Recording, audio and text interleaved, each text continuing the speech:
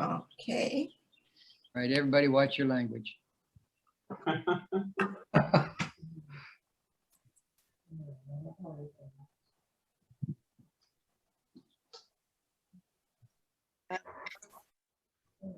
Well, Jim, my beard growing started in the ICA. Say again? I didn't understand why so many of us in the 80s when I joined the ICA had beard. So I grew one and I didn't know why I was doing it. And you didn't know everybody else shaved theirs off. And I kept I used mine to ever have one. since. Yeah. Oh, George West had one. Very distinguished. Very distinguished. And then he just went to a scraggly beard. A scraggly, Well, it you know, saves a time in the scraggly morning. face. Saves a lot of time in the morning. You don't have to shave. So I think I should go to a beard actually. So anyhow. Yeah. Does everybody know how to use the reactions button at the bottom and be able to raise your hand as I've just done? If you do, please do the raise your Where's hand. that, Jim? You go to reactions at the bottom right corner with the face, and then it says raise hand, and then you click raise hand. And then when you're finished, you click lower hand. Where is that, Evelyn? It's at Along, the, you see the green in the center? see the share screen, then record, then then- reactions. Click then on reactions. reactions. And it gives you your choice, thumbs down, thumbs up, wave. But yeah, the first Heart. thing is raise hand immediately above the head. Uh-oh. You see it? Raise No. hand. And then lower hand. Like that. Okay, somebody took over my screen. Yeah. Are we getting our screens back? Well, I did. Mine disappeared. I just clicked on view to gallery. Good. Yeah, so should be back. The view for gallery is the top right hand side. Yeah. It's not happening. Well, I The don't little know why squares. then. Look on the little squares and click the little squares, top right. So I had a suggestion, since Evelyn is doing such a good job, how about if we nominate Evelyn to be our guide when somebody needs help finding something, rather than 6 or 7 of us in our own unique and unrepeatable way trying to navigate people. Would that be a good idea? Would that work? Yes, this You is will Barrett. do and I that, can't Evelyn? get back to my main screen. Your main screen. Okay, up in the top that would right hand be good. corner Yes. of your screen, you will see a bunch of dots or view.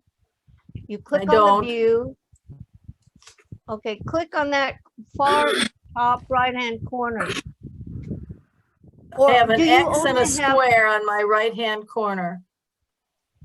an X and a square? Oh, Well, I click on a square. I better go out and come back in because that what you're saying isn't working for me. yeah, okay. Sorry. I don't know what X and square means. Bye, Barrett. I'm just checking back into the meeting. Hello, Close the Sasha. screen. It's good to see There we you. go. I'm back.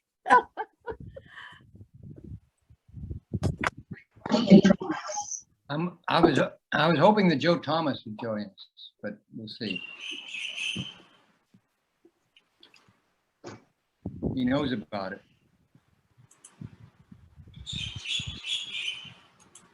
How many have joined so far? It's down at the bottom under participants, 32. Oh, 32. I'm on an iPhone, so I don't, I'm on. You don't see that. Yeah, So I don't see. 32. 32. 32. 32.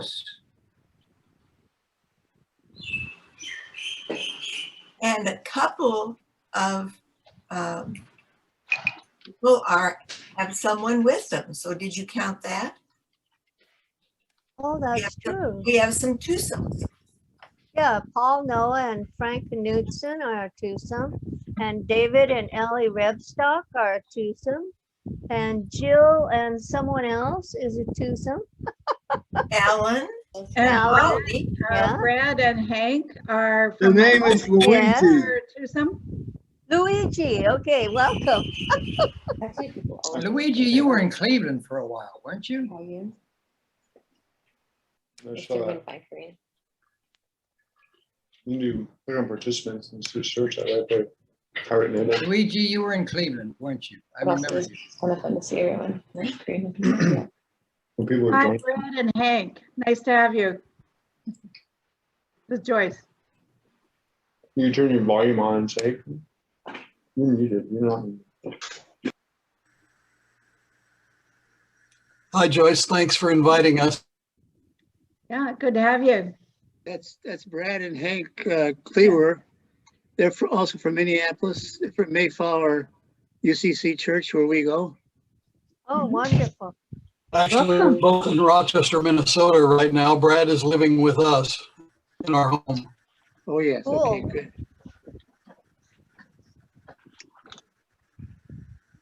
Oh, Wow. Barrett, do you see us or do you still have that X up in the top of the screen? No, I can see everybody. I can see Okay, everybody. great. I mean, I see all Okay, the great. pictures at the, across the top of the screen. Does Evelyn need to be a co-host? Does anybody? You Does see anybody? Totwa's profile picture? He's coming in from Nepal there. That's a beautiful shot. Does anybody know how on an iPhone you can change to other see other people? Do something. There is an option on an iPhone for doing the gallery view, but I'm not sure where the icon is on the iPhone, but there is a choice so you can see multiple pictures at the same time, but it will only be 2 or 3, and then you have to scroll through to see the rest. I keep scrolling to see if that will help, but And could the woman at the bottom, she looks like Barrett, but her name is What? First Presbyterian. Could she give us her name? I wanted to introduce her. That's Paula Bajeski from St. Louis. We work together at Northminster Presbyterian Church. Oh, And so we're glad to have her on. Also, Kathy Wagner is coming on from Arizona. She was part of the tragic investment study. And our author is with us, Duane. Yeah, Dwayne's here. Welcome, Hi. Duane. Welcome, Duane. Aha. oh, there's Tatwa. Yeah. From Nepal. Yeah, I'm And here. Jan. Yes. Hello, Hello, Tatwa. hello, everyone. Hello, Hello, Janet. Jan. Hello, Jan. Hi, Yeah. Dan. To now. Hmm? 41. Hello. To 41. We're up to 41. Yeah, you can go to from one page to the next, use the arrows and go to one page to the next. Yeah, but it's a lot more Yeah, than we're now 41 because we have a lot of duos. Duplicate, yeah. Yes, we're now Well, on 3 well over pages. 50, yeah. Couple. 2 pages. Well, mine is 2 pages. Yeah. Minus Oh, 3 Susan. pages.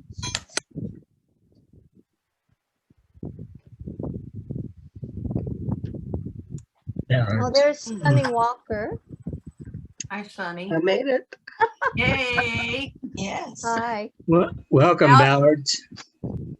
I also want to introduce Cheryl Rainey, also from the greater St. Louis area. She was also in the tragic investment study and is involved in local church environmental stuff with Joining Hands Peru program. Everybody. Welcome, welcome. Thank you. I think this is Yay, what Duane means, welcome. this is what Duane means by networking. Hey, Isabella. I always want to put that extra on. Okay, we have a few minutes. Oh, there's Robertson Work. Yes. Yep. We have about 9 minutes.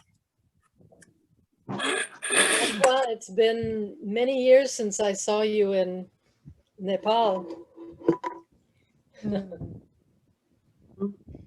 all listed, right? No, but the whole list isn't there. Oh, there's Dick Alton. Oh, and we also have Jackie, Michelle, and Dava. Yeah. Hello, welcome. Hi, thank you. Appreciate you. that. Happy to be It here. was part of our climate work in Denver. Welcome. Cool. Thank you. Oh, and my screen has frozen. Hmm. So I'll leave and come back. Oh. Hi, Dick. Yes.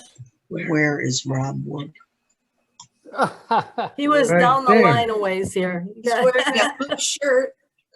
He's on page 2. Page 3, depending on your screen. And Jake's, hi. Here, everybody.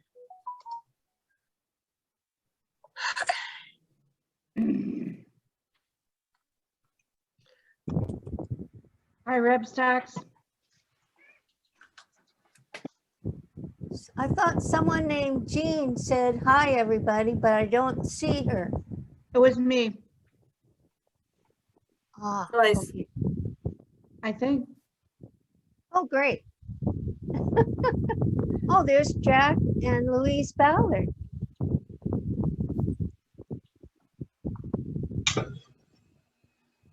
I think eventually someone's going to mute all of us when Duane starts.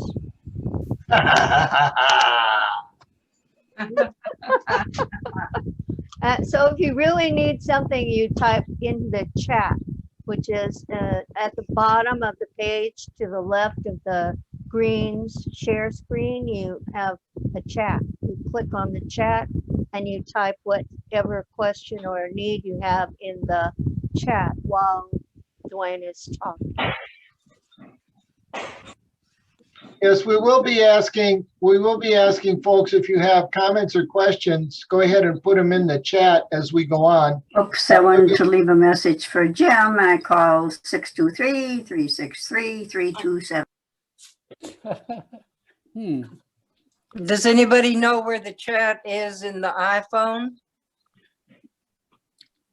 No. Sorry, I'm not using my iPhone for that. It should be along the bottom, along with all the others.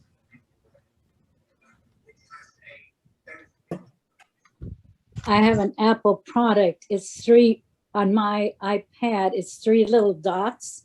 And underneath the 3 little dots, it says more in its upper right-hand corner. So I don't know if that's the same for the phone, Sarah.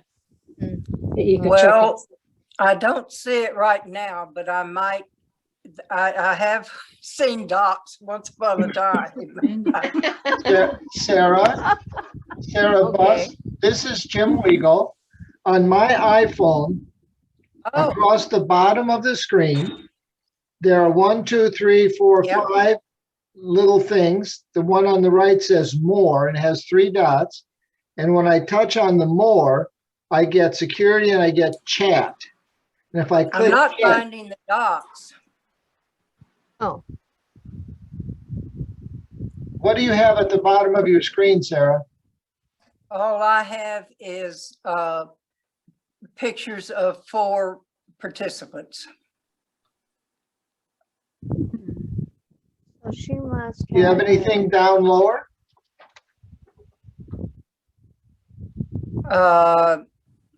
Well, I went to accessories and Zoom and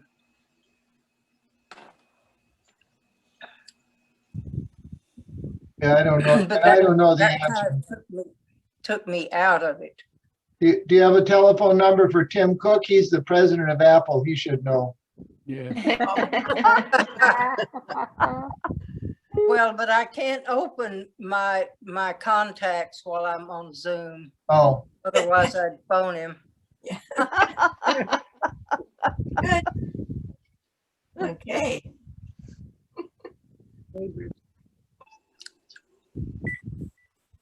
Well, at least we can see you, Sarah. Well, I'm lying down, so it's not a very inviting picture, but I'm here. Yay. That's good. Very good.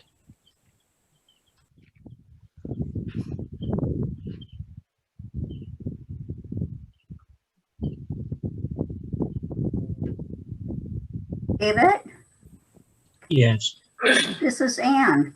I can't get the sound from the Zoom. I've tried hitting alternate A. I don't know if you can hear me on it, but Yeah, we can. I don't know Yes, what's going on we, with we my can, TV. we can hear you. We can hear you. I see you. Are you on a computer or a phone? You can't hear us. Yeah, right. We can see her. Yeah. Oh, we've got a couple of minutes before we begin. Any other technological questions that need to be handled? We good to go here.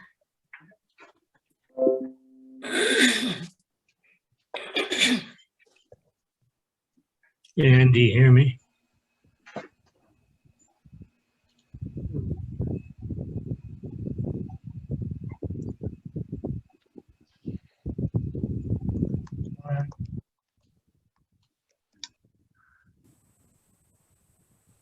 Goodness, what a quiet.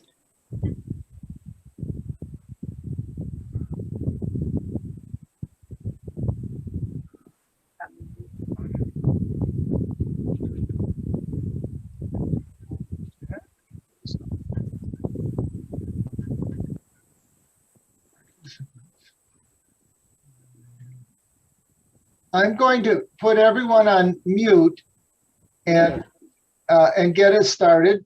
I'm sure there will be some more people coming in.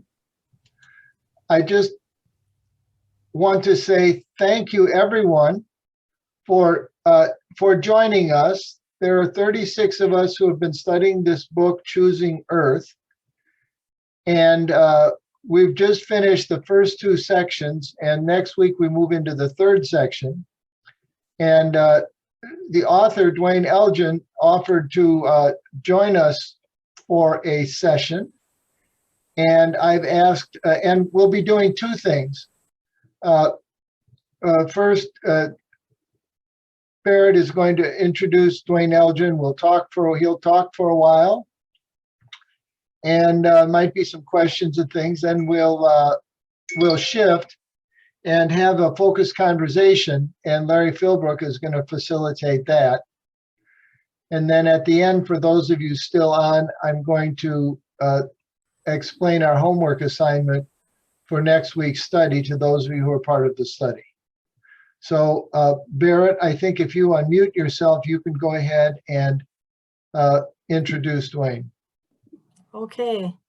Well, Duane, welcome. It's good to see you. It's been about 40 years, and we're honored to have you with us and to have you able to spend some time talking from your perspective about, really, it's about, for me, Choosing Earth has a lot to do with what it means to be a human being. We're going to have to recraft ourselves to live in the future. And I think it's probably worth our lives to do that. I think many of you maybe met Duane first through it escapes my mind. That's terrible. Small is beautiful. And so I'm really excited, and I think we all are, to have you here with us to talk with us about the book, and we'll take some notes and have some questions for you at the end. So have a go at it. Thank you for being here. Thank you, Beret. It's really good to be here and with all of you. I listened in for the last 5 minutes. I felt so much at home. What a congenial community. I feel just really relaxed and settled being here. So I did speak with Jim briefly about what would be supportive of this community, given that we do have two groups here, one working through the course about the book. And then other people that have joined in from different parts of the world. So I'm a little bit, I'm going to rely on you folks as well to help me out as we go along, and I'll say a few things and pause and invite comments or questions, and then we'll continue on further. And given that this is ICA, I think that's a very fitting way to proceed. So let me start by giving you a bit of context for the book Choosing Earth and the project Choosing Earth.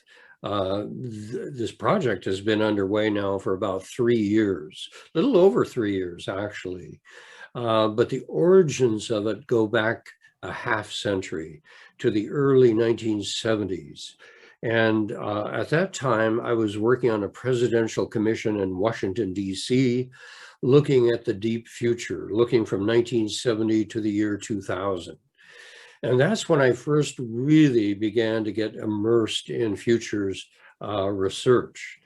And what I learned at that time was not so much about the future, it was about the resistance to looking at the future. And even though it was a presidential commission empowered to look deep decades ahead, there was a psychological, social, political resistance to doing so. John D. Rockefeller III was the head of the commission. I had the temerity as a farm kid from Idaho to write a paper called The Poverty of Our Abundance.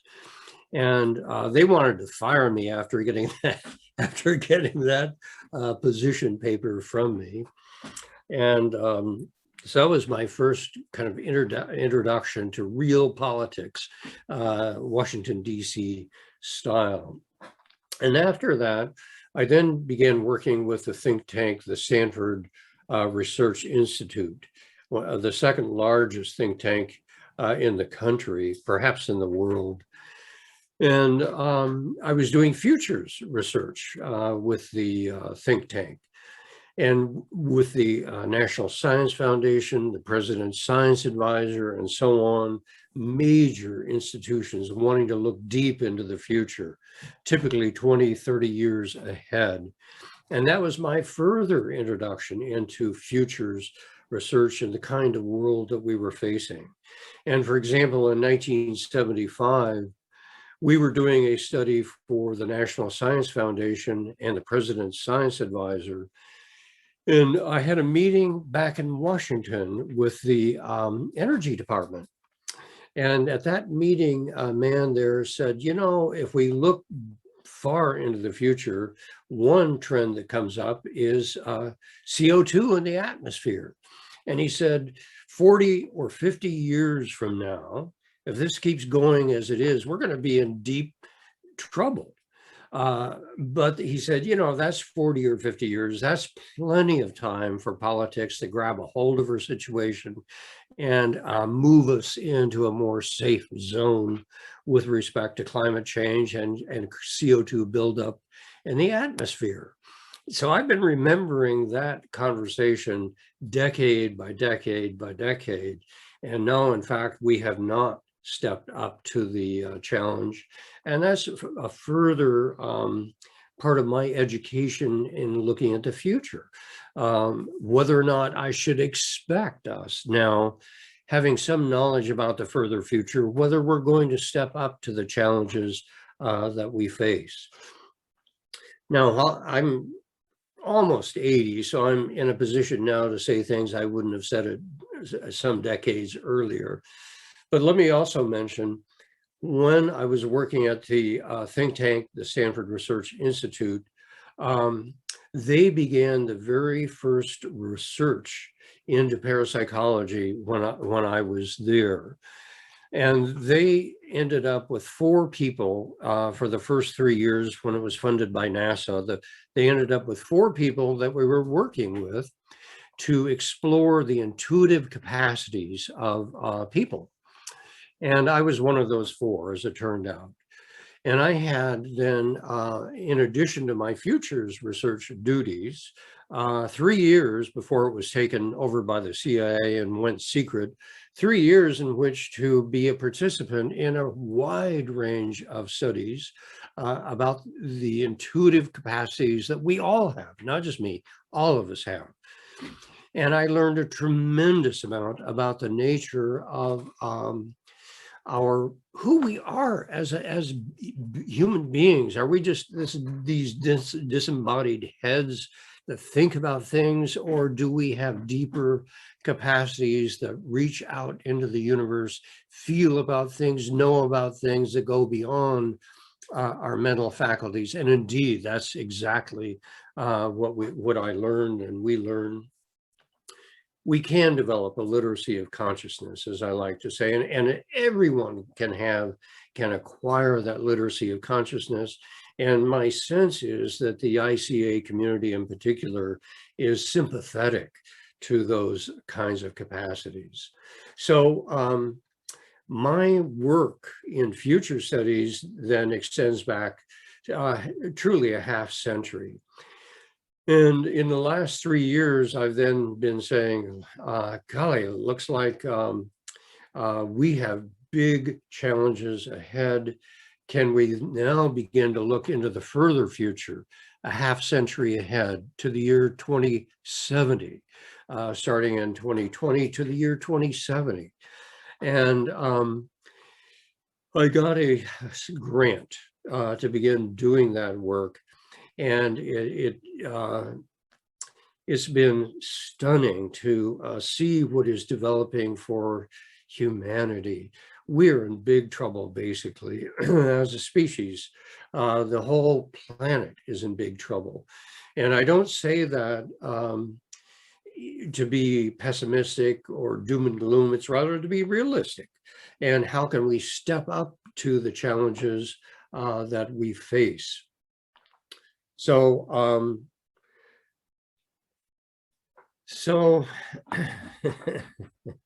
let's dive in. Let's look at this. And the way that I like to frame this conversation of looking ahead into the deep future is to say we need 3 vantage points, 3 perspectives to bring to bear.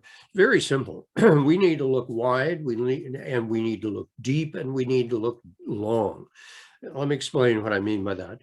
Looking wide means we look much more broadly than to say, well, we have a climate crisis, a climate emergency. Indeed, we do have that.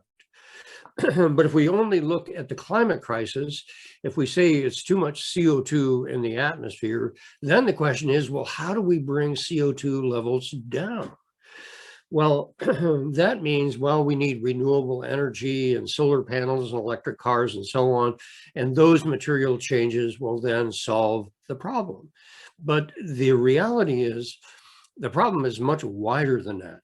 It's species extinction, the 6th major extinction of plant and animal species on the planet. It's mass migrations of people away from the equatorial regions and towards the north. Billions of people potentially in the next few decades are going to be climate migrants, if you will. So there are a number of challenges that we face. I just named 3. There's also extreme inequities of well-being and health. I know ICA has concerned itself with that for a long while. So the first thing we need to do to really look realistically at the future is to look wide and not shut off the inquiry. The second thing is we need to look deep, and we need to look beneath the material changes and challenges that we face and begin to look at the subjective side of life, changing values, changing attitudes, changing paradigms even. And I want to speak about that in a bit. So looking deep is another requirement for looking realistically. And then we need to look long. Typically, most businesses are looking maybe 2 years ahead. Governments are looking 2 to 4 years ahead, the next presidential election, for example. And that gives us such a short-term time frame that we're not going to orient ourselves towards the level and kinds of changes that we need to be making. So the work that we've been doing with Choosing Earth is to look wide, deep, and long. And with that expanded perspective, we then begin to see we're facing extraordinarily difficult challenges ahead. Now, the people that have been in this course, in this looking at the book, Choosing Earth, already have encountered what I want to say next. And that is, based upon all these years of research, I see 3 major pathways ahead, 3 major futures for humanity.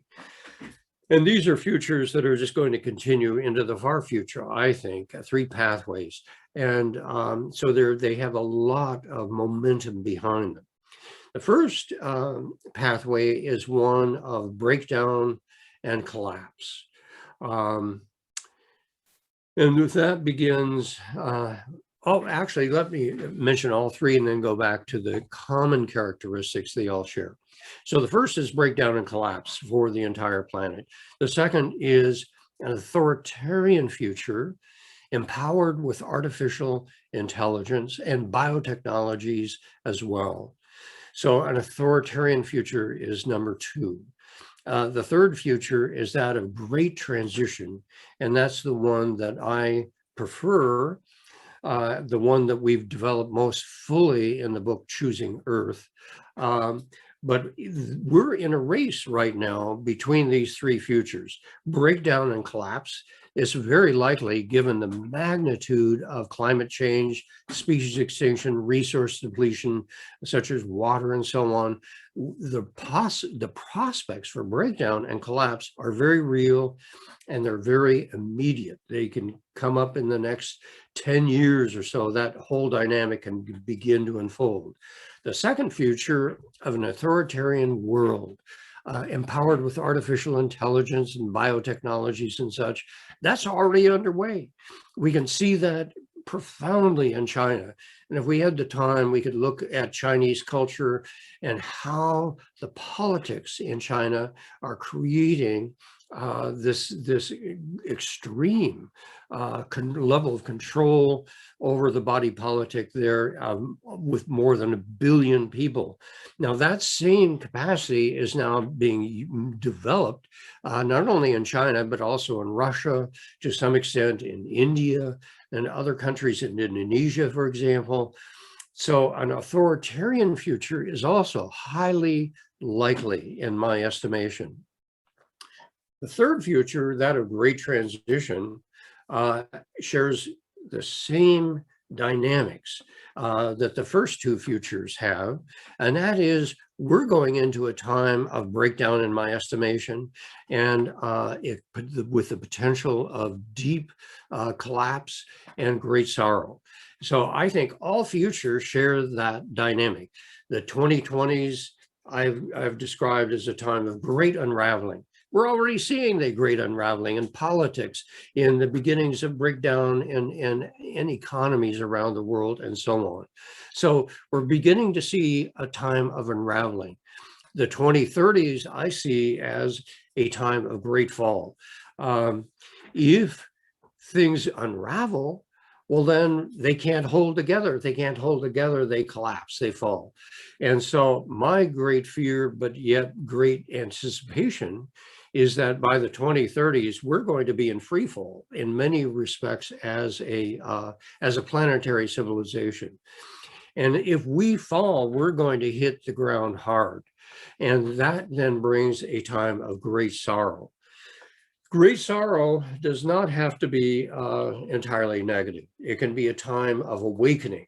And we're going to look in a bit at the whole idea that we're going through a rite of passage as a humanity, as a species. And so the time of great sorrow can be a time of great awakening for the species if we embrace what's happening, learn from it, and grow from it.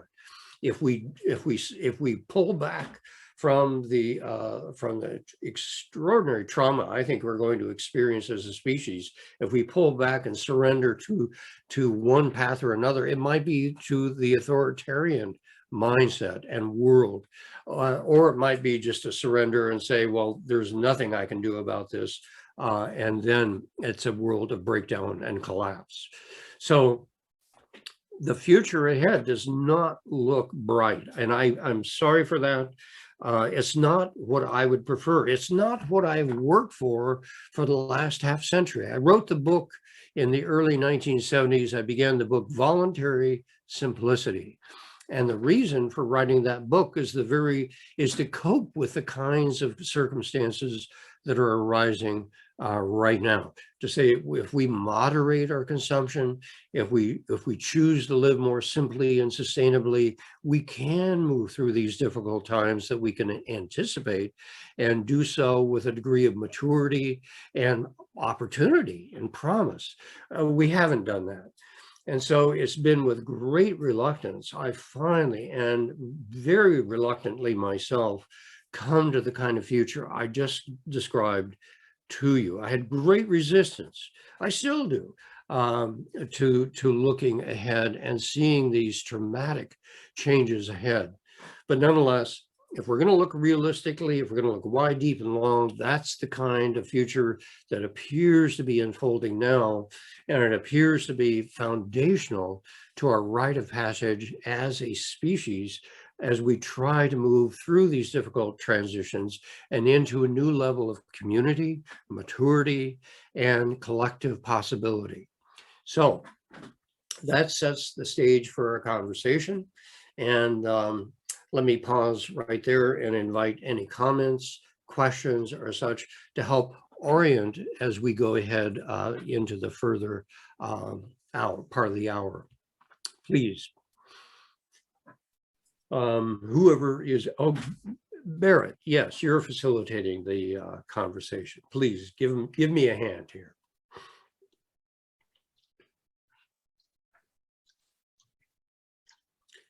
And you're muted, Beret. Yeah, can't hear you, Beret. Yeah, I mean, as you listen to Duane now, what comes to your mind, and you've been taking notes, I expect, but sort of what stands out for you so far, and where do you have questions that you would like to ask Duane? Padma has his hand up. Go ahead, Padma.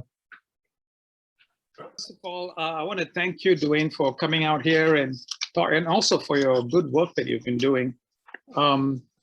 I offer a minority view, and I know that it's not going to be something that's going to be popular with everyone here, but I think in openness we have to consider it. And look, I like the three models that you've put out there, and I just want to talk about the last two ones. The free world versus AI and authoritarian China control. So I'm going to be the devil's advocate and speak on the side of the authoritarian side. For one thing, I also want to say that there's a tension between, it's not a binary world, right? We're not like free on one side and authoritarian on the other side. There's a whole spectrum. In the United States, we don't have a lot of freedoms. We have freedoms when it comes to what we want to purchase, what we want to buy, about our own lives. We can now even women can have abortions and things like that. Gays and lesbians today can maybe even get married in some states. But when it comes to certain things like military or corporations, there's a lot of control that is not spoken openly. The newspapers don't even talk about a lot of things. Take for instance, how we prop up apartheid regimes all over the world. We did it in South Africa, we do it in Palestine today, and newspapers dare not talk about it. Our own politicians dare not talk about it. And yet, for the work that we need to do for climate change, inevitably, we need to bring the government, the corporations to be involved. And I'm suggesting, if the Chinese are authoritarian, why not even, talk to them too, give them the input. Here's a bunch of brainy American people who are suggesting to the Chinese that these are the ways that we can improve the world. If they take it, great. If they don't, fine, you know. And I'm thinking that the United States will eventually follow the Chinese. They're already following the Chinese with the Belt and Road Initiative. You know, they've realized that the Chinese are now like doing the soft power thing, and now we are going back to the soft power thing. So anyway, I want to keep it short, and so the others can say something. But I'd like to hear your input about that aspect of it, the authoritarian versus the free. Thank you, Duane. Great, thank you. Golly, I don't feel that much difference here. I agree with what you're saying. China, for example, promotes the idea of China becoming the dominant eco-civilization on the planet. And this is a part of their explicit, conscious communication to the world. China's saying we're becoming an eco-civilization, but it's an eco-civilization within the mindset, the model that they have as really an overtly authoritarian society. And I think what is Padma was saying, we're very much on the path of authoritarianism, I feel, in our society.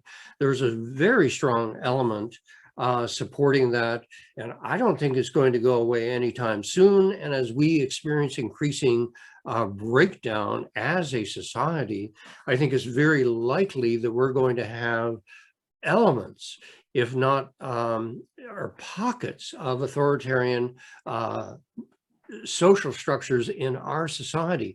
For example, I grew up in the state of Idaho, a farm kid from Idaho. Well, there are people in the state of Oregon that want to join the state of Idaho as a conservative culture and have that as the political model, if you will. Texas has its own instincts towards breaking off and becoming a freestanding state as well. So I think breakdown, authoritarianism, and such are very well and alive in the United States, and I'm not suggesting that we're somehow an entirely free society providing an alternative to the world. We're all in this mix together, as you indicated, and there's no clear distinction at this point among them. Who else has some comments or questions? This is Jim Weigel. I put my hand up, so I have a question. Yeah. I'm not sure if you're familiar with Paul Hawkins' book, Blessed Unrest, where he talks about this. We're in the midst of the broadest, widest, and deepest movement in history that has no organized leadership and no common ideology. But he sees it as very large, and yet I feel as I go through the book, you don't sense there's really very much in terms of a response going on. What's your sense of that? Let's see, Paul's a dear friend. I've known Paul for decades, probably since the 80s, and had many conversations. I've read much of what he has written. He wrote a more recent book called Drawdown. How can we draw down the basically the CO2 in the atmosphere? He's coming out with a new book very soon on regeneration, a regenerative future. And he's talking about, it's subtitled "In the Climate Crisis in One Generation." So my view is that Paul, bless his heart, nonetheless, he has a very strong technological orientation towards fixing the future, if you will. It's a tech fix to the future. Drawdown is really focused on technologies to draw down CO2. His new book is really focused on ending the climate crisis in one generation. Well, we have much more than a climate crisis that we're facing. We have the extraordinary extinction of species, the drawing down of water resources around the planet, and so on. So my sense of Paul although he's doing really important and pioneering work, it is not looking broadly enough. It is not looking deeply enough at the changing values and lifestyles that are going to be essential for living into a more sustainable future. So, Jim, that's my 2 cents worth about that. So you're saying that even if there could be a tech fix fairly soon to some of this climate change, but that doesn't mean all the other complexity that we're in the midst of is going to go away. That all is interconnected. That's right. Thank you. And even implementing the tech fixes requires the backing of the people in this society to implement those tech fixes. And as you well know, there's a large segment, maybe 20–30% of the society that denies there's even anything that needs fixing. No problem with climate. It's a hoax that doesn't need fixing. So we have a social and political revolution, if you will, that needs to accompany the technological revolution to actually get a hold of the challenges that we face, in my estimation. Somebody else raise your hand, a question. Hi, this is Alan Gamble. Hi, Alan. Duane, one of the most interesting parts of your book to me is about story. And I wonder if you could comment on building a new story. You've got a lot of components in here. Yeah. And this book is part of that. But could you make some comments about how a new story gets created? Oh, that's a really important question. I feel our story is our future. And the story that we have right now, at least in the United States, is that we're living in a world that's essentially comprised of non-living matter, dead matter, and empty space. And we are essentially separate as human beings, and our job is to compete with other separate human beings to acquire as much of that material resource as we can. And so that is a story of consumerism as the pinnacle of human achievement. Now, that story has brought us to our knees as a species because it's depleted the resources of the planet. It's pitted against one another, and it's bringing us into the future of chaos and collapse, in my estimation. So we desperately need a new story. And in the early 1970s, I had the opportunity to spend nearly a year working with Joseph Campbell, co-authoring a book called Changing Images of Man. And we were looking, a small team of us were looking ahead to say, well, what draws us into the future? Is it drawn towards consumerism? Is that what's going to take us into a more transforming future? Or is there another story? And in fact, I think there is a profound story drawing us into the future, and it's coming from the convergence of the world's wisdom traditions and spirituality and the world's frontiers in science. And instead of a dead universe, what we're beginning to hear is that we live in a living universe. The universe is a superorganism that emerged about 13.8 billion years ago as a pinpoint smaller than an atom. It's now inflated to an extraordinary size with more than 200 trillion galaxies. This is an amazing, gigantic organism of which we are a unified part. And quantum physics says the whole thing is unified. There is no separation. Deep down, it's all part of a singular whole. So the news story says, hey, we're not separate here. We're part of a seamless fabric, a seamless web of existence. And we all partake in that. The news story also says materiality is just on the surface of things. 95% of the known universe is in effect invisible. It's dark matter, dark energy, it's invisible. They call it dark because we can't see it. So here we are putting all of this attention on the visible 5% when the vast majority of the known universe is invisible, and we're a part of this larger whole, the seamless web. So then we might say, well, look, I'm a part of a larger aliveness. Maybe my job is not to compete against other people, but rather to join with them in learning how to live in this larger aliveness. Maybe our job, our future is learning to live in this living universe. What an extraordinary journey that is. So that's a new story that's in development, in formation right now, supported by science as well as the world's wisdom traditions that have seen it that way for a very long while.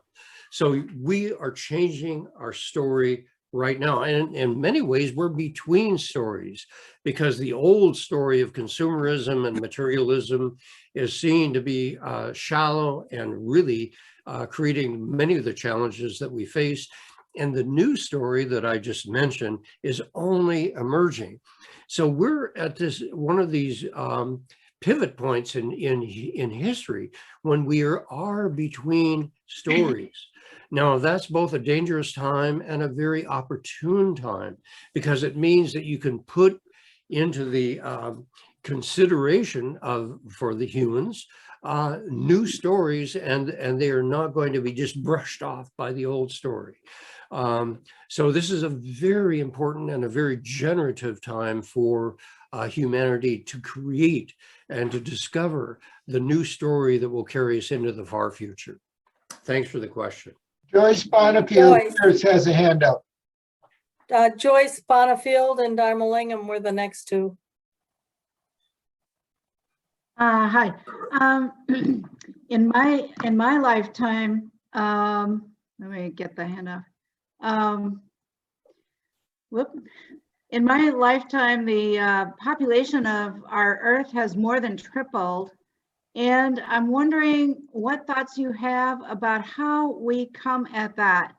In also my educational venues, I've brought up that issue many times, and people can't seem to really talk about it. The fact of our population explosion, especially in light of medical advances, it just isn't being talked about. Can you comment on that issue? Yes.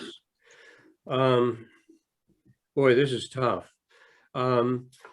Many scientists have estimated that the carrying capacity of the Earth, the regenerative capacity of the Earth and its resources of plants and animals and all the rest, is roughly 2 billion people living in middle-class European lifestyles. Now, if that's roughly the case, and there are estimates higher and lower than that, but take that as a strong estimate by a number of scientists, about 2 billion people is the carrying capacity of the Earth. And here we are at 7.8, roughly nearly 8 billion people right now, moving quickly towards 9 billion, 10 billion. That means we are easily 6 billion people over carrying capacity. Now, how is that going to be resolved? Well, because we haven't, we haven't grabbed hold of this as a key concern right now. And as a consequence, I think it is going to be left to the force of essentially famine and disease to reduce human populations. And that's an awful future. We're moving into a world of complete high definition media. And I just can't imagine seeing that number of people die off somehow horribly while we have the window of the mass media around the world showing us what is happening. And that horror of grief and sorrow is, I think, going to be a maturing influence for the people of the Earth that survived. It's also going to be a time of great conflict, I think, over remaining resources and such. So we are looking at a time of terrible suffering and sorrow. And we just need to be ready to step up to the challenge of maturation in the face of that. But I do not see any other resolution in the time frame that we're talking about. in the longer term, sperm counts for humans are falling dramatically. And there's the possibility that we will not be able to reproduce ourselves in the further future, and then biotechnology will enter in, potentially with the support of an authoritarian society and so on. That's a future that we can talk about, but it's not one I want to explore here. But what I think is going to happen is that we have truly an unsustainable population right now, and it's growing at 13, 14 billion people a decade. So, or a billion people every decade, roughly, or every 13, 14 years. So this is just a horrendous time that we face, and there's no way to soften the reality. We're up against it. We're crashing into an evolutionary wall of our own construction. Mm-hmm. So that's my sense of what's ahead. Dharmalingam. Yes, thank you, Duane, for your book and for raising this issue. My question is, and comment is this, that the crisis that we are looking at has happened to a greater degree already in the past. And I am talking about the planet as made up of so many species. The thing is, we still look at the planet, when we look at the planet, we only think of one species, and that is the human species. Everything is related to that. But, you know, I see that that is something that's going to take us down further and further to the point where one day it's very possible that the human species will be sick of itself. Because if you look at it right now, the way I would describe the planet is that this planet is swarming with one species that has figured out how to domesticate all other species so that it can feed itself, which is a terrible thing if you were to think of, say, some other species doing that to us. Say the planet was infested by one pest that had learned how to control us and just use us to feed it. And even when we think about the future, it's always with this idea, how shall we make it more pleasant for human beings to survive? And you know, although of course that does appeal to our self-interest, I think in the long run is going to make us so poor, and you know, I think we're really going to miss the wonder of life and all of that. Now, I don't have an answer to this because this is an extremely deep problem, because it has to do with how we consider ourselves as this species, this arrogance that we have, you know, where we see ourselves as the most important thing. But I think that's at the heart of this whole crisis. So I would just like to hear you speak back to that. Look, I totally agree with you. We're an arrogant species, and we're going to be taught a lesson by our own arrogance and what is being created right now on the earth. I don't disagree with you. I wrote the book, Voluntary Simplicity, decades ago, premised upon that very sentiment that you're expressing now. So we're way out of balance with the rest of life on this earth, both plant and animal, land and ocean. We're way out of balance. And that unbalance is going to come back. It already is, to impact us, to extinct a large portion of the human family, I feel, before the end of the century. Actually before the middle of the century even. And we're just beginning to enter into that telling zone for the species right now. So I thank you for your comments. I don't disagree. Linda and Marlon. It's Linda. Hi, Duane. I'm so pleased that you're with us tonight. And first of all, I want to thank you for the book Voluntary Simplicity. that when I read that many years ago, it became the guide for our life, and it still is today. And I think there's such, it could be so helpful to local communities who want to do some sort of action today. To me, I think reducing our consumption is one of those things individually and as community we could definitely work on without causing maybe further harm. So I was pleased to hear you comment on the whole concept of carrying capacity and overshoot. My husband and I just finished reading the book, William Catton's book, Overshoot, for the second time. And that was a book that really opened our eyes. It's as you said, if there wasn't even climate change, there is all these other things that are going on. That's right. But the third thing I wanted to ask you about is I just finished reading the book Bright Green Lies by Derek Jensen. I don't know if you've read that, No. but he really takes on renewable energy and points out the great cost of actually producing renewable energy that he feels is not being taken into account from, you know, the mining of all of the resources that are needed to build all of the solar panels, all of the batteries, all of the windmills, transporting those resources, those raw materials, you know, all over the world, manufacturing those, and the manufacturing of all of those things require enormous energy, you know, to do that. And when I read that, I had already been thinking about, well, what's going to happen when the whole world is demanding millions of solar panels and millions of the wind turbines? You know, what is going to happen with all the CO2 that the manufacturing of those, the mining and transporting of that all over the world, you know?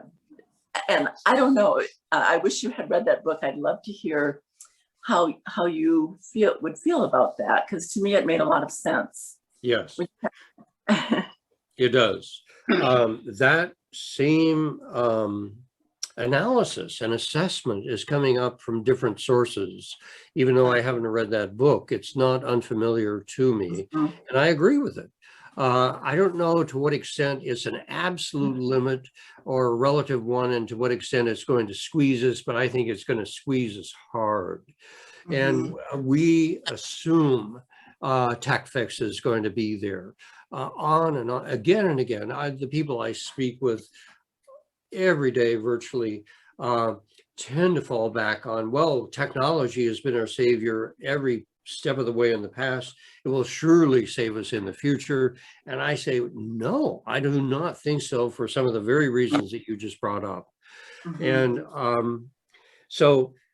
but that, if we have a history of tech fixes, if you will, people have the optimistic assumption it will carry us into the far future and save us in the future. And I say, no, I don't think it will.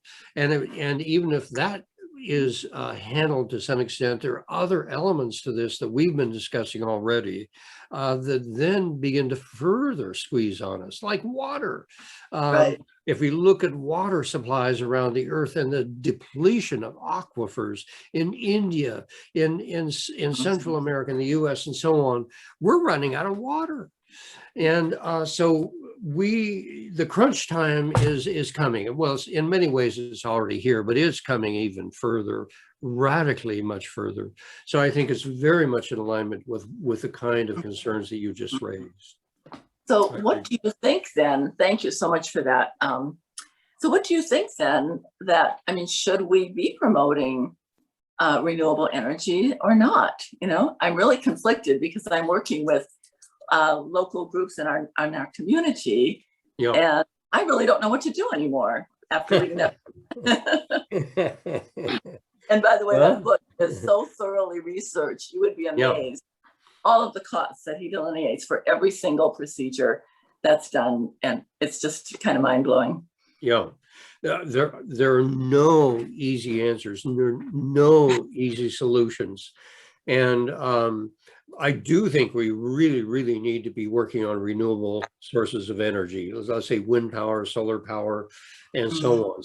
And we could just go down a list of various renewable sources. But yeah, I think we really need to develop those. But to think that's going to solve the problems, that we're going to electrify the whole world without cost, I think is just fantasy. We're going to have to pay the dues for what we have created here on this planet. So once again, I agree with what's being raised here. So thank you.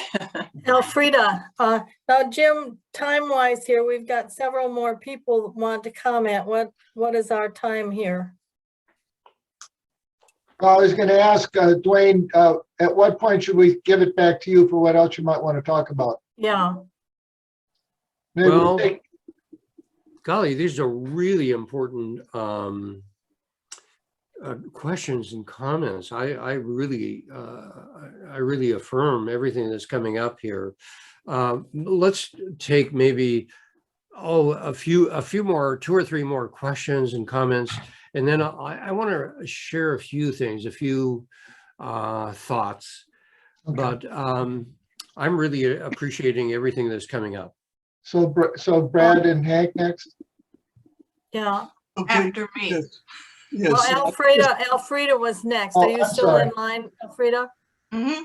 Okay. So you used the Gus Spaeth quote in the book. I used to think the top environmental problems were biodiversity loss, ecosystem collapse, and climate change, but I was wrong. The top environmental problems are selfishness, greed, and apathy. And to deal with those, we need a spiritual and cultural transformation. And we scientists don't know how to do that. My question is, you got any ideas now? Well, Kelly, I think I'd turn to ICA and encourage folks what you're doing now.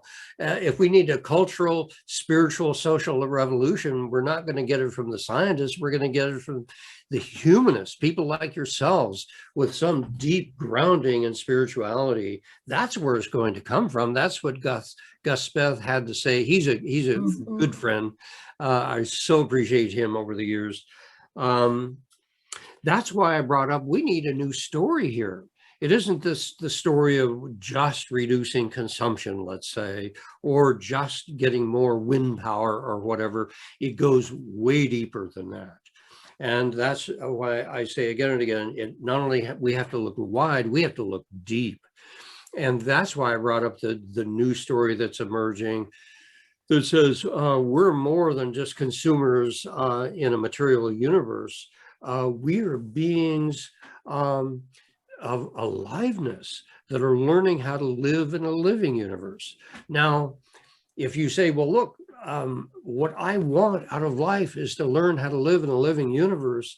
And that means how to live more compassionately, more generously, more in community with other people, with greater regard for the well-being of not only humans, but also plants and animals, the oceans, as well as the land and so on. That's a profound transformation in our intention, in the evolutionary journey of where we're going to be going from here. So that's a change in story. That's a change like the one that Gus Spaeth was speaking about. And that's where I think it is critical that we need to be going. So that brings up a key theme that I speak about again and again. I've been a media activist. I spent the decade of the 80s challenging the licenses of television stations and saying, you're not serving the needs of citizens, you're serving the wants of consumers. And we are more than consumers to be entertained. We are citizens to be informed about what is happening to the world and our common future. Now, if you look at the mass media, television, for example, there is an adage that's been repeated again and again to the insiders of the television media, and it is the idea that if it bleeds, it leads. If it bleeds, it leads. If there's If there's blood to be seen, it's going to draw people in. And with that draw in, we can advertise to those people. It's eyeballs to advertisers is what we're selling, say the people in the mass media. And so if we're going to have a promising future, we need to transform that, that equation. We're not just consumers to be entertained and drawn into an advertising milieu. We are citizens of an endangered earth. And a key part of the transformation that we face right now is to transform the messages that we get through the mass media. And we get roughly, if you look at the United States, people watch roughly 4 hours a day of television. Still, even with the internet, it's nearly 4 hours a day of television, the average person.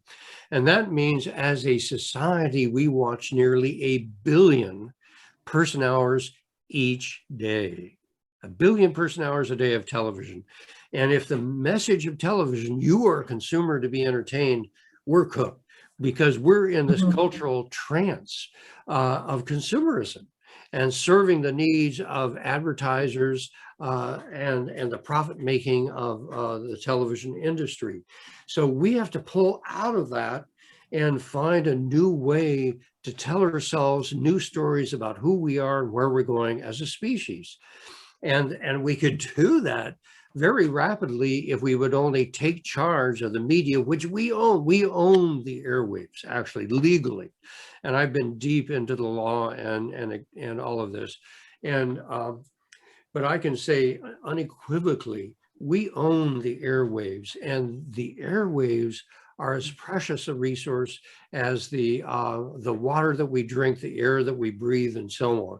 And we have to take back the airwaves, take back the use of the mass media, and use it to serve our awakening, our understanding, and our maturity as a body politic. All right, Brad. Yeah. And okay. Hank, we're Yeah, next. this is Hank speaking, and I think that in the last few comments you've addressed what I was going to talk to, but I just have a couple of things to say. And that is, yes, I think we need all the renewable energy we can get, but the cheapest energy is the energy we don't use. So the whole idea of conservation, I think, is extremely important. Yes. The other thing that I encounter when I talk to my friends and tell them, how how we are devastating the earth. Some of them say, "Oh, the earth is fine. It'll be fine." And I say, I agree with you 100%. As soon as the earth gets rid of this human virus, the earth will recover just fine. And that kind of shocks them. So I don't make friends when I do that, but at least I try to get them to think. Okay, we have time for one more, Jack. Yes, it's been a wonderful conversation. My comment is this: the pandemic is a gift that has been given to us, in the sense it's the first time since I know Duane has been studying for so many years. We didn't have the pandemic there. We had a hint of it in the 1918, 1919. But now we are globally connected completely, and there is no going back. And therefore, I can tell you, I worked 22 years in India, and all of Dharavari, nobody is watching television. Everybody is working. There are millions and millions and millions and billions of people are not watching lots of television. It's those of us who think we control things. So we're going to learn our lesson, but meanwhile, they're going to teach us. And they're going to teach us how to do the local. They're going to teach us how to keep people alive at the local situation. They're going to understand that energy, you can dig wells that regenerate. You can have plenty of water. There is plenty of water on this planet. There is plenty of ways CO2 disappears if you follow the kinds of farming that doesn't need lots of fertilizer. It does it naturally. There are huge conglomerates of the agro energy business that is saying we need to keep them captive in order to keep them as consumers. in order to do it. So what you've been saying and worrying about is exactly right. But there's a movement. There's a movement all over the world of connecting people. And I call that the movement of the invisible college. In every business, in every setting, you will find people of consciousness. And when the time is right, they will act, and they are acting now. I've been on conversations with people who I never dreamed would be that kind of person. And if you remember The Sting as a movie where they just went like this and people walked away from their job, it's sort of like that, although they're going to stay in their job. So I would just simply say, we need to relax a bit, but we also need to move together. And that connection is happening. And I thank you very much for your book, because it took us to this place. But the pandemic is what really took us to this place. And I'm complete. Thank you, Jack.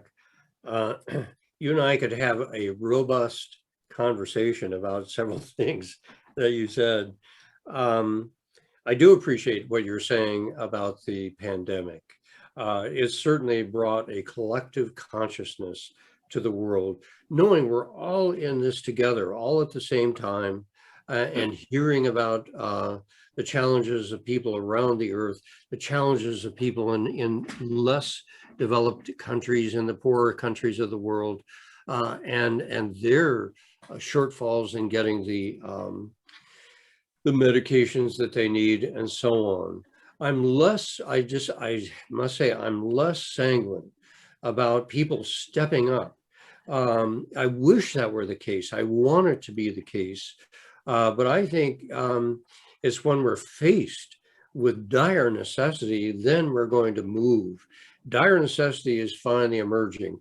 We had a half century to adapt more proactively to the future that's now emerging. It's not new news. People in the early 70s knew about this. And here we are a half century later and pretending, wow, guess what's happening? I wouldn't have imagined. Well, people did know, they did imagine a half century ago. So I'm concerned about our willingness to step up to the challenges that we face. And if you look at civilizations that have collapsed in the past, Jared Diamond, who wrote the book Collapse, said that the most common refrain among those civilizations describing why they collapsed, it wasn't that they didn't recognize what was happening. It was what they did was too little and too late. And my concern is exactly that. Will our responses be too little, not big enough, and too late, not soon enough? And that is the kind of crunch that we're in now. We need to act swiftly, and we need to act with a sense of responsibility to the magnitude of a world in crisis. I think you've answered your own question. You've answered your own questions. We had to wait for the pandemic in order to this to happen. And now it has happened, and people are on the move. And I agree with you. It's a tipping point, and it could go either way. But we had to wait for the pandemic when we were all in the same boat, because we weren't all in the same boat. Something could happen in Africa, and I wouldn't give a damn about it in the United States. It could happen in Alaska, and they wouldn't care about it in Chile. Now they must, once they grasp that we're in this boat together. And then I'm complete, and I welcome your invitation for you and I to have a conversation. And I'm complete. Thank you, sir. All right, it's 8 o'clock. Jim? So, Duane, any final comments before we move on? Final comment would be, we need uplift in our world. If we're going to rise to the challenges, we need people that will lead that rise. And in my estimation, as I'm 78, and so I'm looking to the elders to provide a good measure of maturity and wisdom for what's required. So as I look around, I see a number of gray-hairs,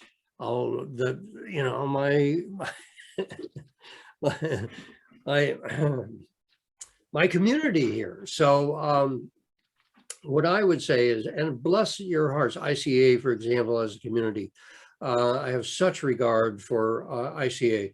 So what we need is a kind of enthusiasm and uplift that this community can bring to the world. So thank you so much for having me. It's been a delight being with you, and I wish you well, and I look forward to collaborating hopefully in the future. Thank you. Thank you. Thank you, Duane. And I'm going to turn it over to Larry Philbrook for the second half of our evening. Take it away, Larry.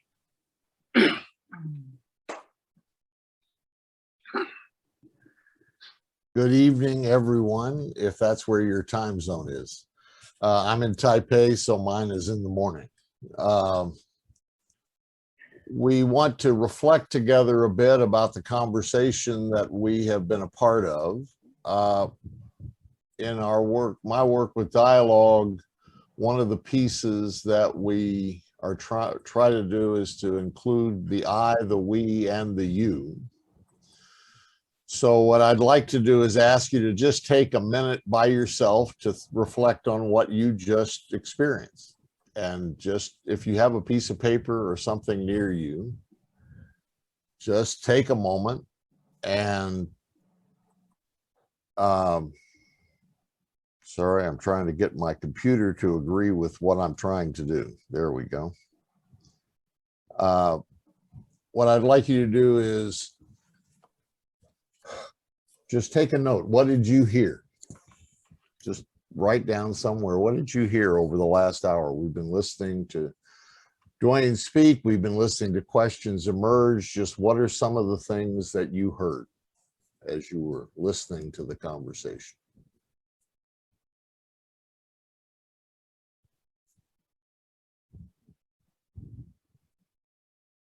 If, as you're doing that, if questions come to you, questions of clarity, where something Duane said that you heard that you're still not certain of, just take note of what those questions might be.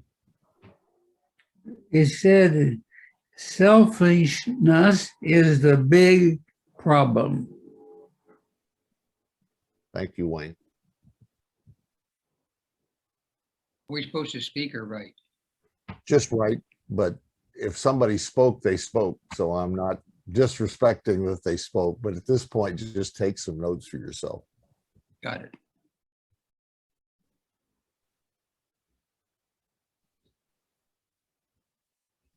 Then when you're ready, just move into the next space of emotion, and just what are some of the emotions that came to you as you were listening, as different thoughts were connecting to you? What emotions surface? Just note the emotion, note the moment. Often language is challenging with emotions, so just get as close as you can, but just what were some of the emotions that emerged for you, some of the feelings? Did you get angry, get scared? What was that moment? Get hopeful?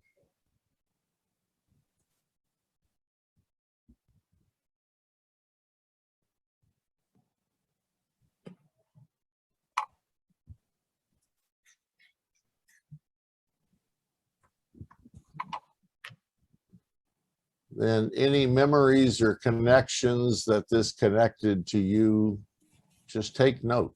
What are some of your own memories that you were reminded of?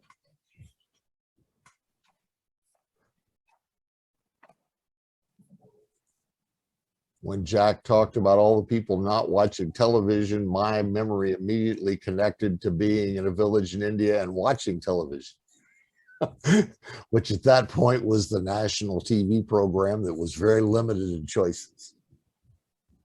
Just whatever memories came to you as you were listening to the different, what of your own memories, your own journey?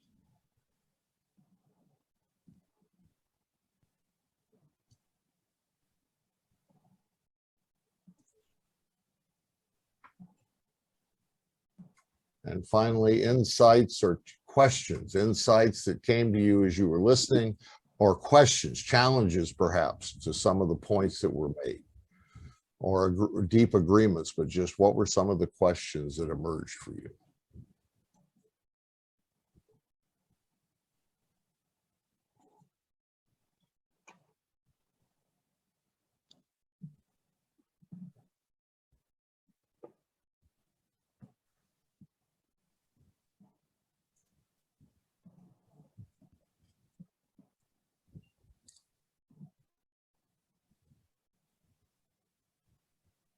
So the reason I started with some individual writing is some people it's easier to speak, others it's easier to take a moment of silence and do some processing for yourself. It's important that as we go into our larger conversation that your own voice is also available to you and to us. So what we're going to do is I'm going to ask some questions of the whole group, and we've had the hand raising methodology, so we'll continue with that. And but we just want to begin to explore and listen to each other. There's not enough time for the conversation, so no matter how much time we take, I promise it won't be enough time, but it will be the time that we have and the conversation will be begun. So what I'd like to do first is just what are some of the things you heard? Wayne started. What are some of the other things that you heard that stood out? New story. New story. Somebody else. Great awakening for the species. 3 pathways. Urgency. Yeah, I had call to arms. Realistic. Our story of the future. Looking to the elders. The If energy, it leads, it leads. Uplift. the energy of this group to work together to build something, to build this new idea. We need to be a new species, like Barbara Marx Hubbard indicate. We need to transcend who we see ourselves as and see ourselves more as spiritual beings and as energy. He emphasized this in his talk, that not only do we need the wisdom of the traditions, but also we need a new story and to understand that we are all connected and we are all really one. And I think Jack Gillis began to touch on that through emphasizing the pandemic and how that has brought our consciousness to the fact that when one suffers from an illness, we all suffer. And that there is compassion enough in our world where we are trying to help, which President Biden mentioned the fact that he was going to give $500 million, then the G7 agreed to give another $500 million, but that's only the tip of the iceberg. But it shows that there is possibility to understand that we are one species. Thank you. I would say with the wisdom of the elders that you mentioned, especially the ICA elders, has been profound.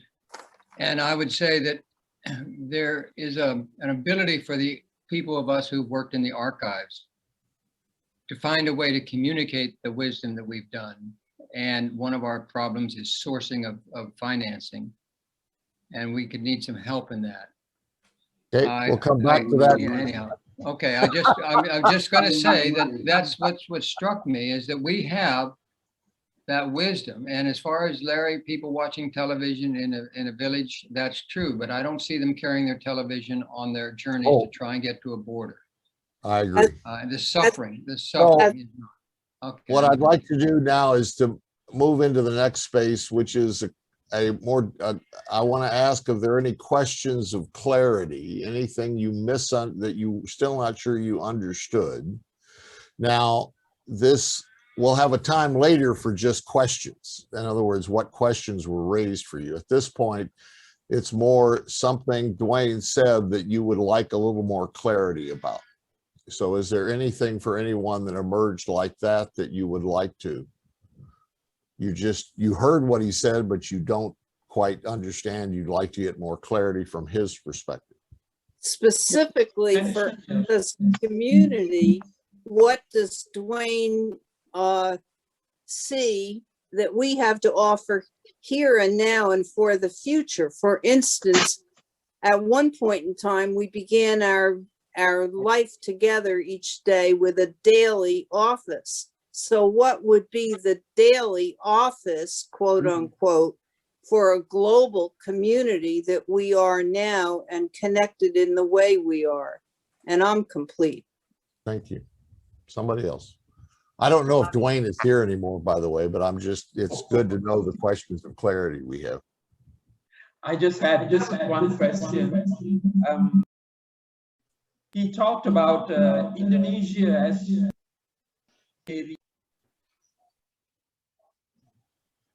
Your mute, Dharma, your sound went off while you were talking.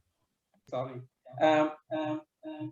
Duane mentioned Indonesia as one of the places referred to as authoritarian and AI, you know, that along with China and Russia. Indonesia is my neighbor, and I'm not aware of it, and I was just wondering what he was pointing to. I'm done. I'd like to talk more, or have him talk, or us talk about just what it would mean to be catalysts for spiritual upliftment. Yeah, one of the issues is that we keep using the term country. Country is a name we've given to a piece of geography. It's not, the mystery never gave a line anywhere. And so we make a big mistake to say the country next door. You might as well say the village next door, as you say, the country next door. Every local is the question that we've got. And every local needs to be able to do that. What's the size of the local? Well, our grid told us it was such and such a size. So I don't know whether it's that, but our gridding told us how the world could be seen as a dynamic. And that's what we need to do. And I'm complete. So as Duane was talking, he mentioned the crisis, the fall of the 20s, great fall of the 20s. He mentioned the unraveling in the fall, and then the 30s, he called something else. Does anybody remember what he called the 30s? Falling apart. Great fall. And then we go into the 40s. So his image was these three phases that we're heading into, and that all three scenarios he sees in the future are in those, still have those first two elements to them in his view. Larry, the group, the book I read had 4 phases. That there was 4 phases that cycled. I'm trying to remember the name of the book, but there was 4 generations, and the last one was the wisdom one. And then we needed the wisdom for the other 3, but the first and the 4th, we were able to talk to each other. 2 and 3 kept the world going. 2 and 3, the 3 was the kind of established adult, and the other one was the kind of change adult. But it was the wisdom and the new ones that could talk to each other, the youngster and the elder. And that's what I remember the book being. I think it was called The 4 Phases of something or other. So anyhow, it's not 3. Thank you. I got it. Of the ideas that he mentioned, which ones intrigued you? Where did you find yourself getting intrigued or engaged? Well, I was intrigued by the whole aspect of his book on voluntary simplicity. I know that many people's life have been impacted by it. However, he also talked about human consumption and consumerism, the desire to have more and more and more has never changed. And that seems to be like an underlying contradiction of the current times. And the more and more desire there is, the more and more destructive we are getting into as a world. And Jakes, I saw your hand. You're muted right now. Well, I'm really excited. I'm still a very strong member of a local congregation, and I see that, and I am wondering if indeed we have recorded this. I want to share this recording, I have a grandchild who's very much into this. They have decided not to have children because they don't want to add to the problems of the world. And I want to share this because their parents are ministers active in Missouri Synod. And young enough that I think we can make a major difference. And because I've been sick this past year, I've asked a couple of times that the Lord would take me home, and he said, no, you've got a major project. And now I know what it is. So thank you. I'm planning to use this, and I'm planning to get involved in many ways. Thank you, Ann. Anybody else? Ann talked about angry. Any other emotions that emerged for you, and when did they emerge? Well, for me, one was when he talked about the great awakening for the species, just a sense of excitement and despair, because it doesn't feel so much like the species is awake, or many parts of it. And then there's the species beyond the human species, you know. Barrett, isn't that the truth? I Huh? mean, isn't that the way a change happens? You don't believe it's going to happen because it's so small, and then it grows and it grows and you get more excited. I mean, that's exactly where we are. That's exactly where, so don't worry, it's growing, and you're going to be surprised. You're going to come on and you're going to say, I never knew that person did. I never knew that one was. And you're going to be surprised. I've been surprised at so many people that I've met who are thinking, and they think, what's so exciting? You know, why do you think this is so unusual? This is the way we've got to think. And so I'm trapped in my old time. And when I said we need these people, and now the time has come. The time is now. And I think we had a song to that. And I'm complete. Other emotions that have emerged. I'd say something. I think that one of the things we all should do in the next couple of months is help people in our circles reflect on what we've learned through the pandemic. Because I do think it has been a catalytic event. I do think that especially in the United States, where we feel so insulated, you know, and safe from danger, which in most places that's not true. Death came to us in a horrendous way, and it happened to arrive when we had, you know, lack of leadership and some other problems. But I do think right now, I feel like we're just, you know, opening ourselves up to the world again. There's meaning to be gleaned in terms of how this informs our work. The other thing I'd like to say is I did a timeline. I wrote down the decades that he describes, and I put down my oldest granddaughter, who's 9, and her mother and me, and what age we'd all be in each decade, at the start of each decade. It's a very good way to think very concretely about this. Thank you. I see your hand is up. Yes, thanks. So my view is on how do we get there. I want to acknowledge that we live in a capitalist system, which is by nature consumerist. So the ideas that I've heard so far are totally opposite of that system. It cannot exist in that system. And I feel the avant-garde movement is too far away from the public to have an impact on them. The idea that, you know, the elite will show the way and the rest will follow, I'm not sure if that's practical. So then we are left with something like a Christ event, you know, a crisis. Yeah. A crisis that will motivate the people to do, you know, whatever they need to do. If you look at China, it dealt with COVID, with authoritarianism, and it did it successfully. When we look on our side, on the free world, we failed so badly. So what we are up against is how Martin Luther King would describe, it's the paralysis of analysis.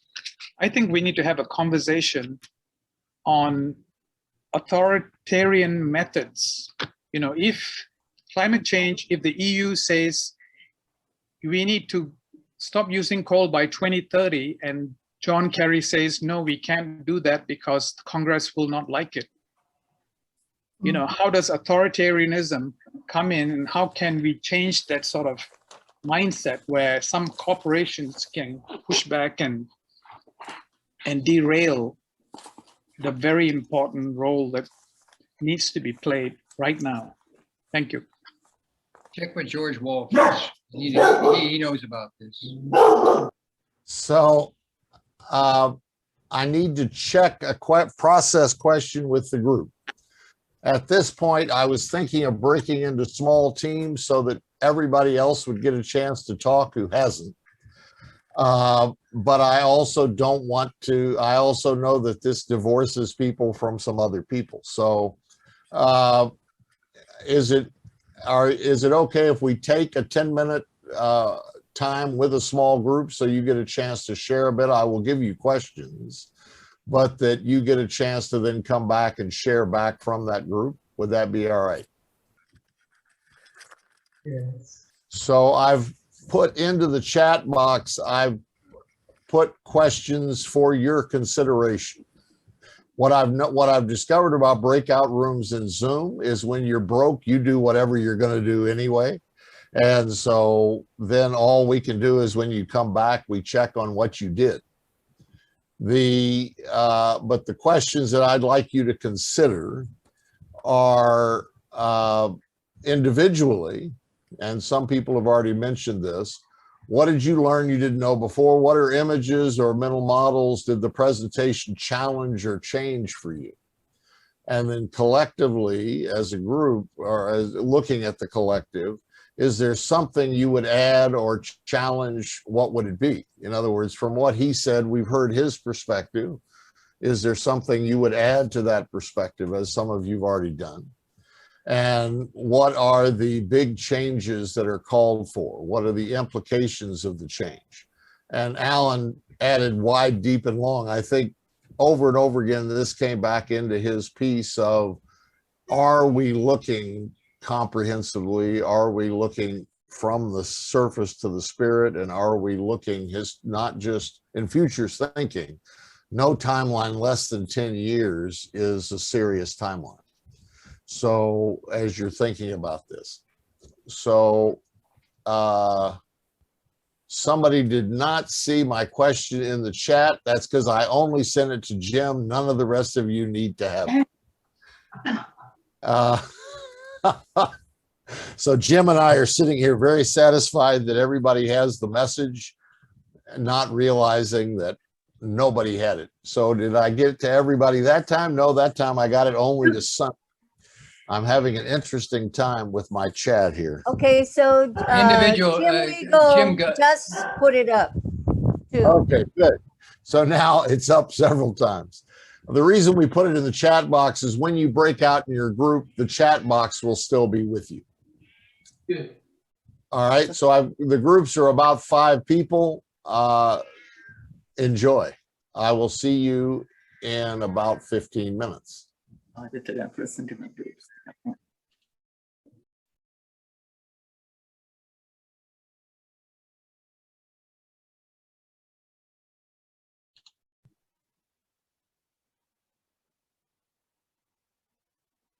Hi, Jim. Hi, Elsa.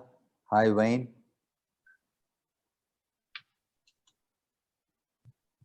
I can't see the chat box anymore, but if you can, we can Just follow have those questions. click to open it. It always amazes me when you do these random small groups, all of the best people get in one group. I don't know how. Well, the first question is, what did you learn that you didn't know before? Okay, I got it. I can see the chat Yeah. box. Thank you. Thank you. Yeah. I'm not sure if this is a learning, but this is the first time I've ever heard someone express how the pandemic is a gift into the future, how the pandemic might be handling an earth that is in pain, the earth that is in pain, the earth that is suffering, the earth needs to be, it needs to go into rehabilitation. And so from that perspective, the pandemic is a gift. I don't know if you use the word gift, but I'm using the word gift. Yeah. That changed my entire perspective of the pandemic. Thank you, I'm done. I felt it's been a gift all along, so. Okay. I'm waiting to see what gift.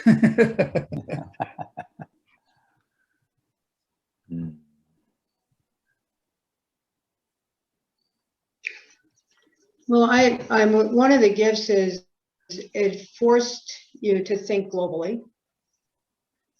It forced us to face the boundarylessness of this, that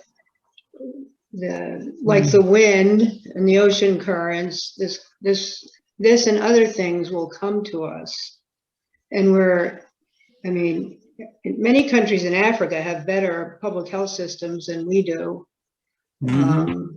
They have a whole, network of local health centers and most places in the world, and we still don't do that.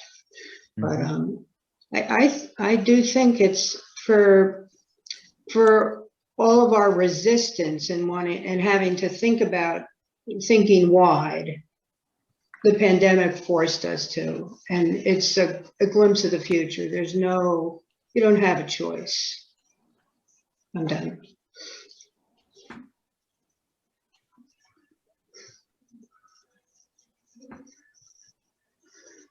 I went out to check my email because I'm kind of watching if people are stuck trying to get in. And on the news feed, it pointed out that a store employee in Georgia was just shot by somebody who didn't want to wear a mask because he was trying to make him wear a mask. So the pandemic is going on. The thing that I keep learning that I don't want to listen to is that this world I'm used to is over. And something, and in all likelihood, I don't even want to say this, in all likelihood, it's not going to be a smooth transition. Right. The Duane's suggestion that nature itself and life itself will deal with getting us from 9 billion down to about 2 billion. That's 7 billion people. That's huge. Well, some of this, the birth rate is dropping all over the world, which I think will take care of some of this. But educate women and girls. I just keep thinking of there was a country song 10 years ago called Achy Breaky Heart. And it went, don't tell my heart, my achy breaky heart, I just don't think he'll understand. And if you tell my heart, my achy breaky heart, it might blow up and kill this man. And that's what I feel is like my heart is being pushed to get way, way bigger. And I wonder if it'll explode. But just the not numbing yourself, and to live as though this is significant. To be a lively presence in the midst of all this feels really complicated. It's a big job. I was surprised he didn't talk more about young people and the mobilization of young people that's going on. Because, just my experience the last few years here, been varied from, it's a movement. And I see signs of global movement led by the young. And we had 4 people, 2 of them quit, and we felt so relieved. And 2 days later, we had 20 to 40 people join in a great conversation. We had never heard of them before.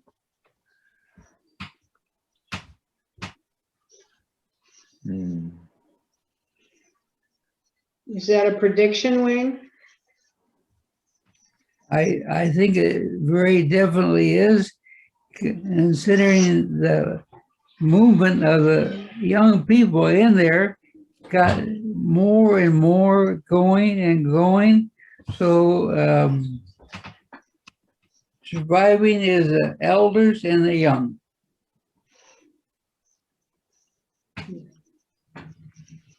How does this describe what's happening in Malaysia, Krishna?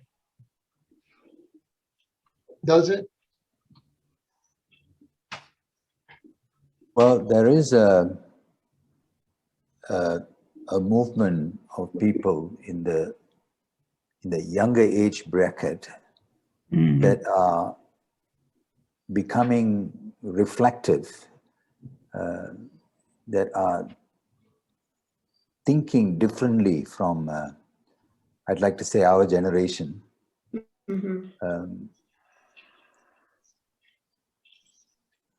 And they're doing it on their own, I would say. The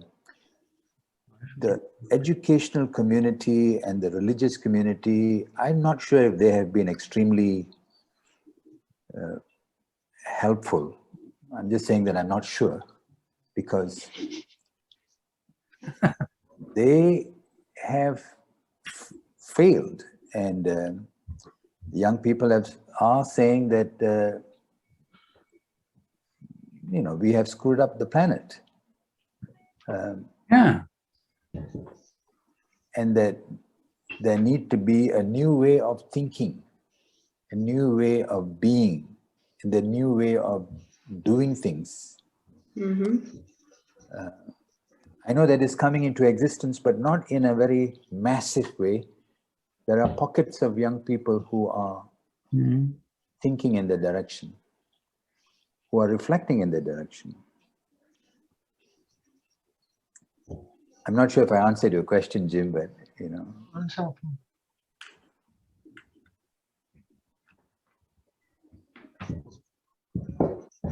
Because mainstream education is still all about consumption and consumerism, and it's all about reaching great heights in education and then exploring how to own things, how to gain materiality.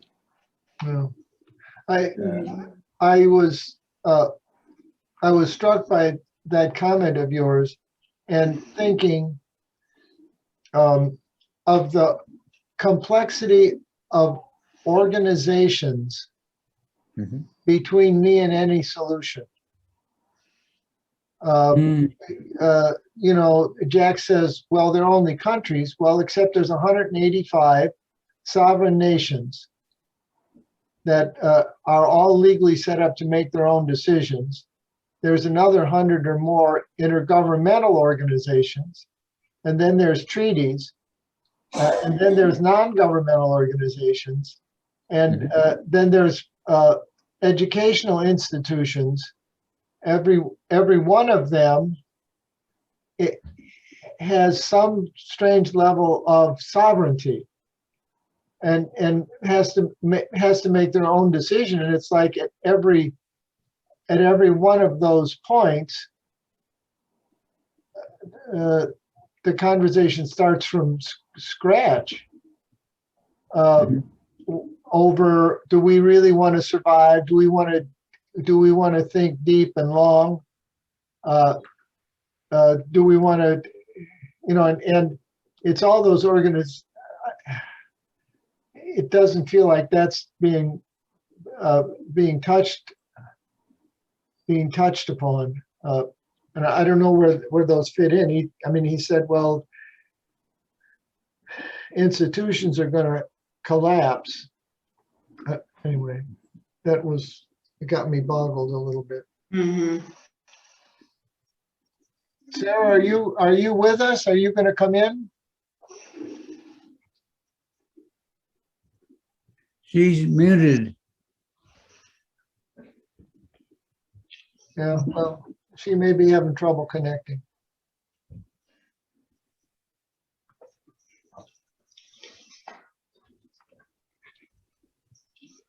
He didn't talk about this, but his images later in the book about the maturation of the human, you know, that I think those are some good images to sort of tell a story about how we need to change. He talks about the different stages of adulthood. And I do think story helps to support strategy, and tremendously. But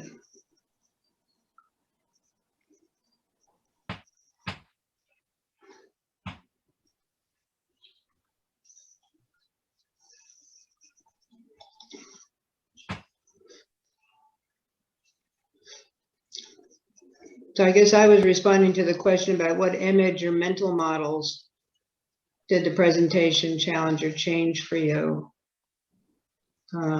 And is there something you would add, and what are the big changes that are called for? We could go anywhere with this. I've been really excited with his notion of aliveness. That one of the qualities we have to develop is this sense of aliveness. And I've been thinking, grabbing onto aliveness is something that could be exciting to me, but in his presentation, that was like one sentence, and all the rest was on going from 9 billion to 2 billion, and the media's screwed anyway. So I'm trying to get I'm struggling with what's the human factor that I guess the young people haven't. There isn't any choice. Right, that's why you hang out with the young people. Get a lot of aliveness. Also, there is this data available which I think Jack Gillis was trying to, write about it in the chat box about the wisdom of the yugas. I'm not sure if you're familiar with the yugas, and he was trying to express that we are in the midst of a Kali Yuga. And Kali Yuga is the period of destruction, the period of where everything is coming to an end. And but there is the possibility on the other side. There is a rebirth on the other side. And this knowledge that originates from India has been understood for many generations in the past. And Jim, I know you lived and worked in India for many, many, many, many years. You may be more familiar with this particular science. I don't know enough about it, but it may be that we are in that period and that we need to figure out how we can work towards getting out of this yuga. And then if it requires, it's very scary. 8 billion people, bringing it down to 2 billion people. It's not something that anybody can conceive of easily. Is it the pandemic that's going to do it? Is it world wars that's going to do it? Is it? Well, he was just saying disease and famine. Disease and famine, okay. Yeah. Yeah. Yeah.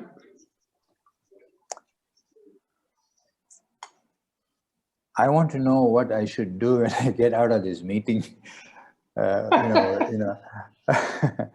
when when I get back into my workaday world and when I get back into my, how is all this going to affect me? How do I see signs of possibilities and not be stuck in a science that is going to further drown me or others? Yeah. You should get the book and read in detail the third section, then you'll feel better. You'll feel better about how you feel now. I will surely do that, Jim. One thing that's happened to me is I'm more confident in saying things like, it's 116 degrees here in Phoenix, not even summer yet. And of course, people complain about it. And I was with confidence, I said, this is the new normal. This is how it's going to be. And everybody's going, yeah, that's right. As opposed to whining about it or complaining about it. So I find I'm a little bit more confident in saying to people, this is the world we have on our hands. Okay. And then I was. And I do find myself searching for where I'm going to find aliveness to keep on to keep on moving, and especially where I'm going to find. Yeah. Okay. Hey, I want to go back to my group. I know you do. Good. So just remember who they are, because you can always talk to them later directly. You can make a direct connection. There's never enough time for these things, but I would like invite some high points if people are willing to share. And then we want to go into the next piece, which is around next steps and therefore. So is there anybody from room 1 that wants to share? That was the room that Jim and Elsa were in. Is there anybody from that room that would like to share? If not, it's okay. We can go on to the next one.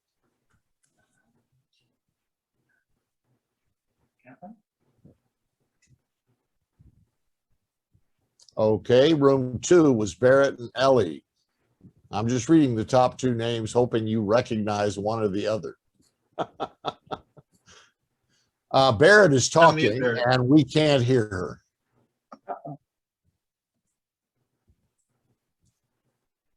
There we go. Actually, we were in a group with more people. We got merged into with Linda and Mylan and several other people. So now what's the question? whatever you'd like to share. That's the first thing you wanted to share, was it was a merged group. That's good data. Anything else you'd like to share?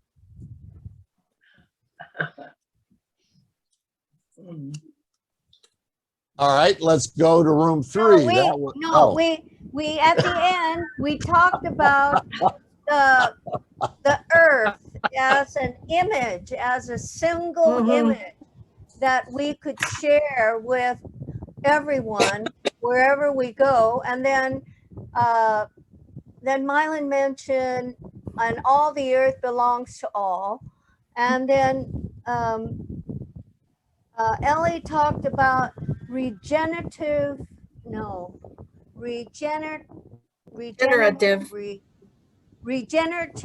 communities, and how there's a new movement of what to do at the local level in your community. And instead of 3 R's, we now have 6. We have recycle, reuse, reduce, repurpose, rethink, and refuse. Yes, so, refuse. Oh, in case you're wondering, Evelyn is my partner, so it's harder for me to tell her that we need to be a little shorter. So okay, that's all. That's if good. somebody else could mention that, it would really be good. So we're gonna go to room 3. That was the room that Cheryl and Chris were in. Chris Hager. Anybody from that room would like to share something? Left. I think Jan wanted me to share something we were talking about, and we were discussing how they were talking about the short-term thinking of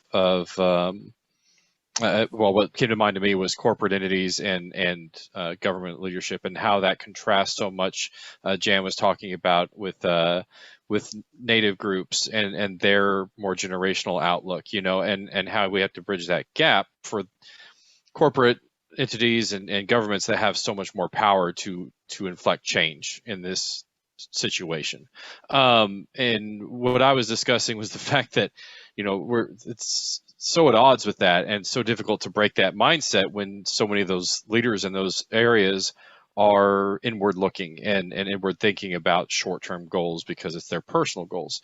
But if you look at companies operating under a founder, a lot of times you'll find a company that has a very different set of priorities than a company whose founder has passed on and now it's been taken over by somebody else with different goals. And I think my point with that, as we were discussing, was that if you're talking with somebody from an economic point of view, that might be a way to kind of get more into the conversation and say, look at these companies with their original founders, and what were they really concerned with? Was it really about make as much as I can before I die, or what was their mindset? What was their viewpoint? What were their goals? And maybe that would be a way to continue that conversation down that path. Just to add to that, Ben and Jerry's has just come back into the surface of how they had to hide for a while, but now they come out with these new ice creams, and they're selling like crazy because people's consciousness has shifted. And so everybody was saying Ben and Jerry's is back, and they didn't sell out. The people tried to buy them out, And so that Ben and Jerry's is a prime example of exactly what you say. Not everyone has, a lot of them, they make all their money, then they want to give away some, okay? And as long as I've got $1 billion, 10 billion in the bank, I'll be glad to give you 100 million, because I'm going to make more than that this next year. So those people I don't pay any attention to, except I'll take their money if they want to give it to me. Oh, but so let's go to room 4, Sunny and Patma. That was the room that had Sunny and Patma in it. Joyce and Ann. Anything you'd like to share? Go ahead, Patma. Go ahead. Anne was talking about her grandchildren and how they are a big part of this and how they are motivated. And I heard this idea of communication to them. And Sunny mentioned that, if change is going to happen, it's something to the effect of it's going to be the people and not the government. And of course, Joyce brought up the Vietnam protests and the masses of people that was required to bend the will of the government. And I think that's, if you're going to make any change, we've got to have so many bodies on the ground. I don't know if I missed anything, Joyce or anyone else. All right, let's go to room 5. That was Alan and Susan. Thank you. And Judy. And Fran and Judy.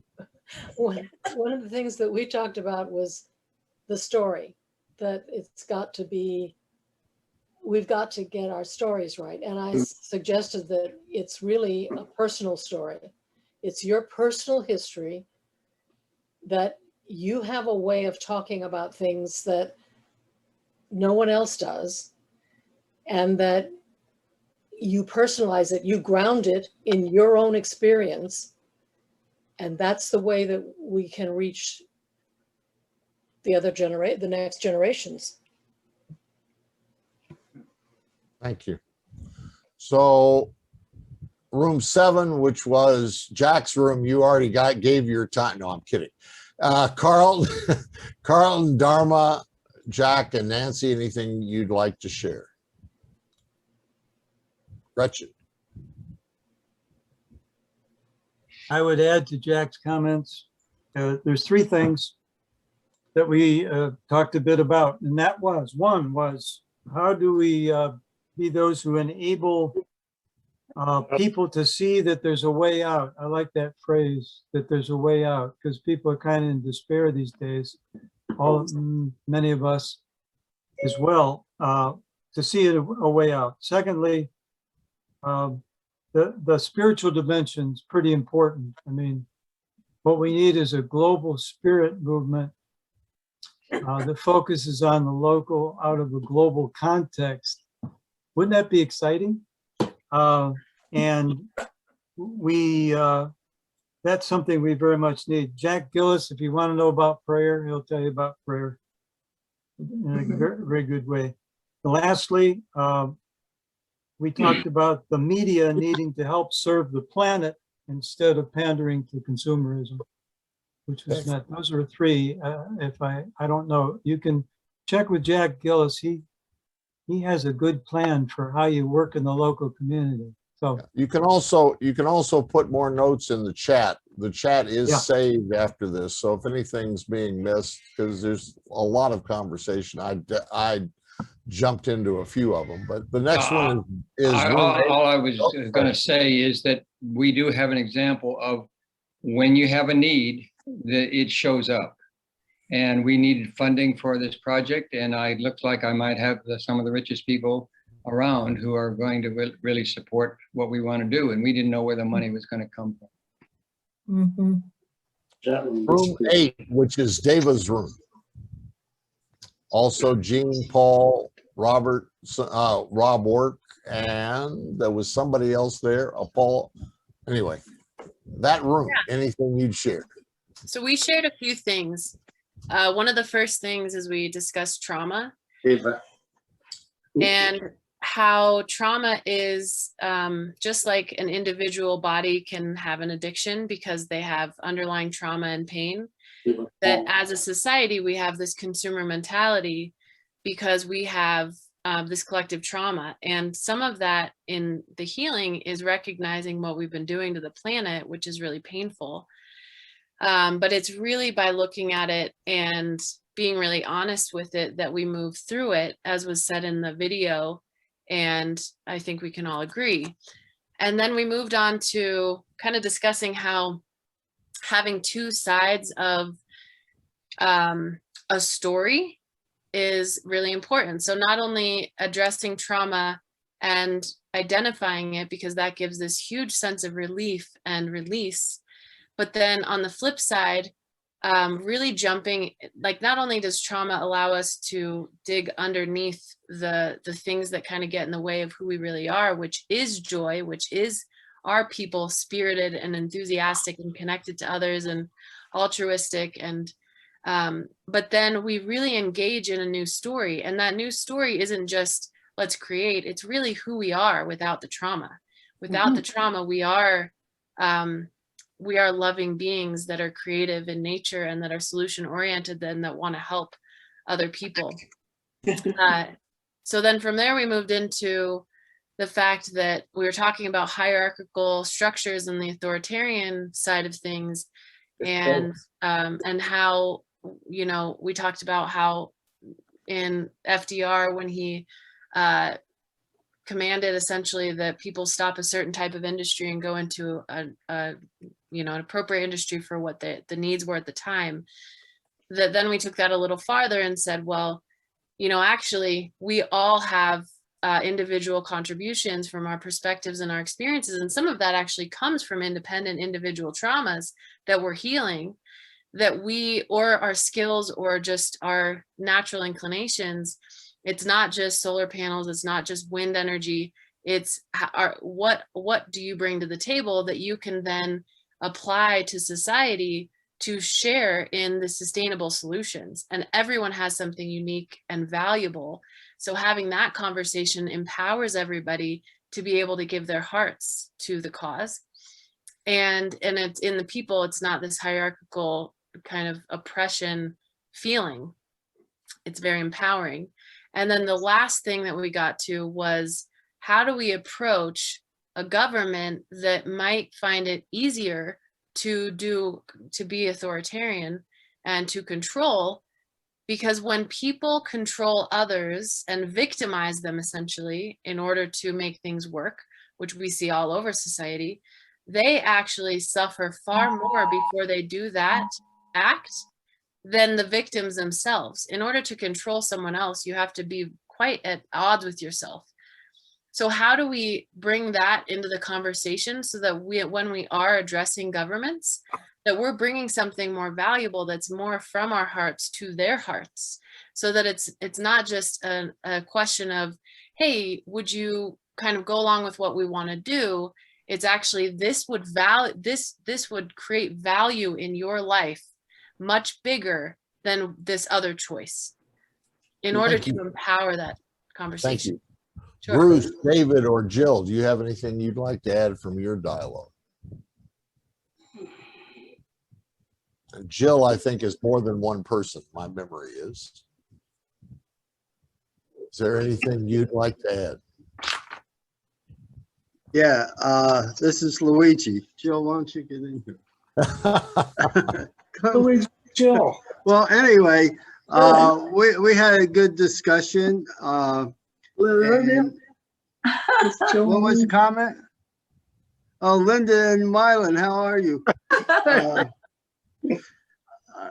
Anyhow, one of the tenets that we discussed was the fact that, and I brought this up, is that we need a new, or we need a mind shift, a new paradigm, as he talked about, and also to see ourselves as a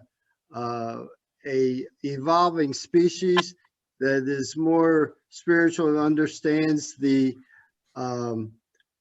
fact that we are all connected, that we're not separate, and that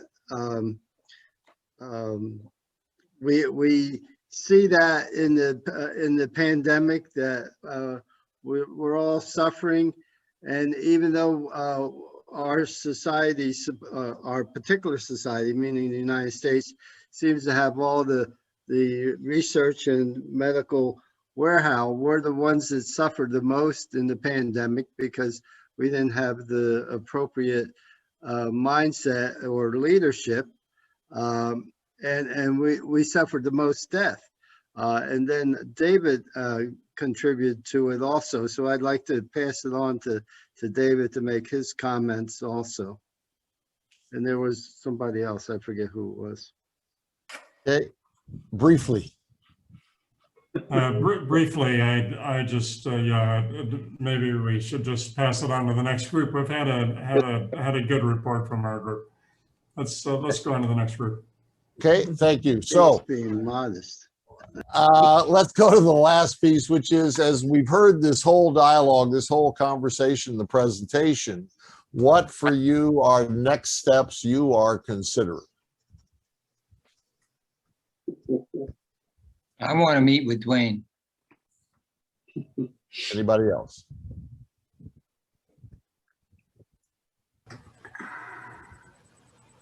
Yes, Anne. I was really shaken with how do we talk to the government. You know, I set up the first hospice in the United States. And I'll tell you, when I stood before all those doctors and told them that they needed to change, they were doing all these things, but they were missing something. I had the stabs like I could feel them with just standing in the front of the bunch. But the next day, a whole bunch of, one of the doctors, I heard somebody running down the hall behind me, and he ran past me and turned around and he said, Ann, he put his hands on my shoulder and he said, Ann, I talked to a bunch of other doctors. We're going to work with you. It will happen. And it happened fast. Yeah. Yeah. It happened fast, yes. Yeah. So I'm aware of our time, so I want to bring us to a close. Thank you so much for participating. And I'm going to turn this over to Jim. I'm going to take off my facilitator hat for just a minute because the piece he talked about with deep, and you, David, you mentioned trauma piece. As we're going deep, the first step after being able to see the reality is that piece of the emotion or the triggers that are keeping us from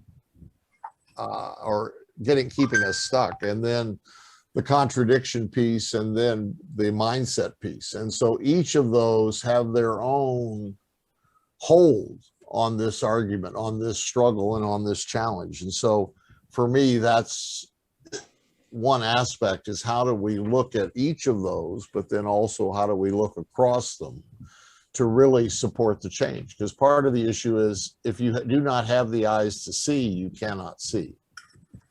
And so how do we make sure that the context is being impacted? I am complete, and I'll turn it over to Jim. Larry, could you repeat that? The contradiction and the two other? I cannot repeat it, but it is recorded. Fair enough. It was. So I'll turn it over to Jim. It was, you have to see the reality,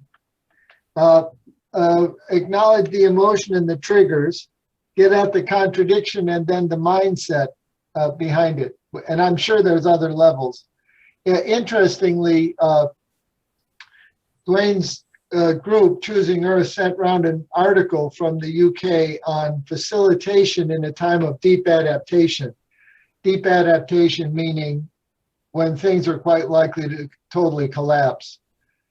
They go into a little bit of these dimensions, and just saying those of us who have been in the facilitation profession need to have a conversation sometime about the notion of contradictions, and is there a difference when you're dealing with contradictions to our 5-year plan and when you're dealing with contradictions to a 50-year journey in terms of the questions you ask and how you enable groups to get at that. Well, I certainly want to thank all of you for coming. This has been wonderful.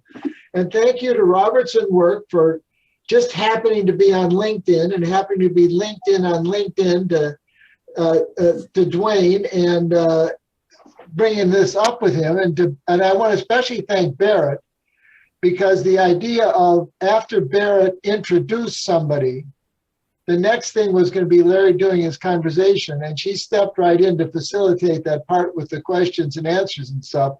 So I really want to say thanks for that piece, and thanks to all the bunch of you who are there. Now, those of you who are in the Choosing Earth study group, we'll get together again next Monday for lesson 3, which launches us into a deep look decade by decade of the next 50 years and how Duane has this mapped out. And I'm as we speak, I'm putting. You're muted. Jim. You're muted. Unmute, Jim, unmute. Okay, I just sent the homework assignment for next week to our study group. Okay. Those of you who, I guess I was really impressed with the level of veterans here. To me, this is kind of new and scary. And it feels like the bulk of you on this call are like way deeper into this. What is it? Deeper, wider, and longer into it than I have. So that was pleasing to see. And thank you for that. And Jim, there's a group that has been talking about the people that he put his hands on for 80 to 100, looking at phase 5. And there's going to be another session on in September, on the 21st of September. We've had a group that's gathered. So we're talking about what you can do. 80 to 100, referring not to the next 80 to 100 days, but what age it might be. To the phase. Yeah, to that phase. All and right. What's it good for? James? Yes, ma'am. Jim, can you send out the link for the study to maybe the people who haven't been part of it? Some people might want to join the study, and we're getting into the meat of it next week, and then it wouldn't be hard to catch up. Well, let me ask your wisdom on this. We launched off on this, and the Choosing Earth group was really clear. You should have a group of about 7 to 8, and they needed to stick together through the whole time. so that they really took care of one another and so forth and so on. So I suppose if there are folks who just jumped on and would like to join us, that would be good to know. And maybe we should have a little bit of a conversation with the study leaders about the wisdom of that, or if it might be wiser to just start another group and let people go from scratch on that. I think this is a group with this kind of subject, with its difficulty. I think we all need each other to reinforce each other and help each other and hear each other, number one. And I think, you know, we're not about trying to keep people out. We're trying to include people and build this movement and the urgency with it.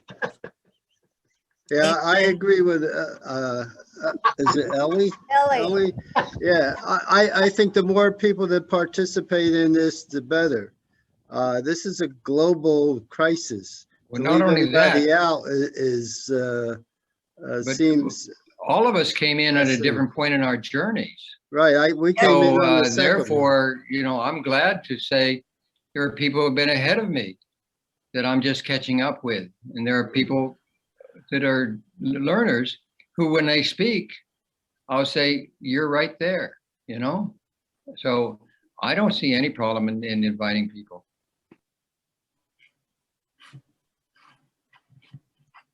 That's why we called them the journeys. Yep. Yeah. Right. Seriously, in the solitaries and the corporates.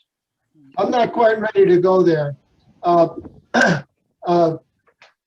Because at least for me, this isn't about jumping on and jumping off. It's about going deeper than I've been. It's getting beyond answers I already have and questions I have, and a supportive community, not in the short. But we'll send a note around and say thank you and ask people if they're interested in joining one of these groups, and have a conversation with the study leadership in this group if it makes more sense to add people into our groups that are already going and are in the middle of the book, or if it make more sense to start a separate study group. And also, give them a choice. Give them a choice. They can join us, or is there other people who'd like to start? Well, I think it would be easy for people to catch up to. Those first two chapters were relatively quick reads. Yeah. And I would just say expand as much as we can. And people will always be joining the journey at different points. And we have, you know, every point. I'm joining Michael May's group right at the last one. I'm only going to do the last session, but because I found that he used my video in the last one, and I said, okay, then I need to be in the last one. Now I'm going to be. Thank you. Anybody that hasn't spoken, a last word, and then we'll go. I put the conversation into the chat if anybody's interested. This is what David and I worked on. This is not necessarily what we did, but it is design. It is the design. It's the design we started with. So if you're interested, it's there. And my email is there if you have questions. I am complete. You're going to be able to stay and talk to anybody afterwards, Jim, or are you going to send us all out? Personally, I was going to go eat dinner, was what I was going to do. Well, I just want to know if you're going to leave it open. That's all. If not, I'll leave. Yeah, David, you want to leave it open for a while? I just have one thing, you know, to say about the fact that we're global and the energy from the different parts of the world are different. You're in Vespers, I'm in this one, and so on. And that energy is showing up in the kind of answers you give. Thank you. I find it helpful. Yeah. I wanted to say that we have recorded this whole meeting. And also, anybody that took notes in their group, please put them in the chat. Or send them to us. We've got a journal that we're keeping they're saving track of things in. So, Jim, could you send out? Could they journal be to everybody? could they send it in some other way than the chat? Like, I don't know, an email? The journal is available. The journal is available as a separate document. Okay. And so the link can be sent to you, and then you can open that up as a separate document. Yeah. I would think that it would make sense to send an invitation to our work next week to everybody, because people can come in at different stages and people, you know, begin to build the group and the conversation that way.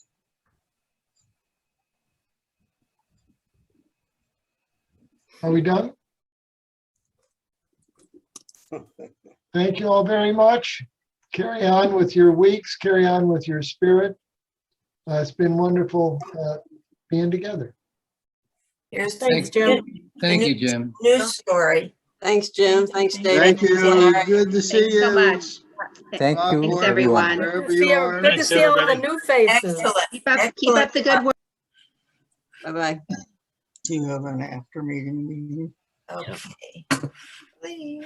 All right, Jim. You want to go? Yes, David?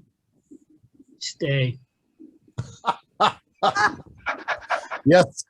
Yes, David. Do I get a treat if I do it? I'm gonna go get ready for bed. It's a good idea.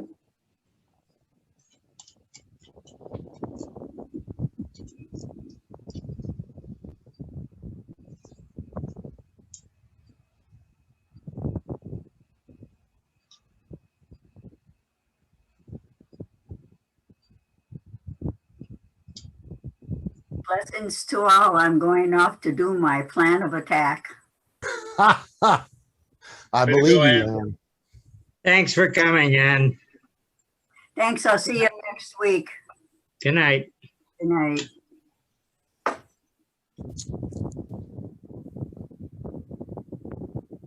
Hi, this is Alan. I would just like to thank you all so much.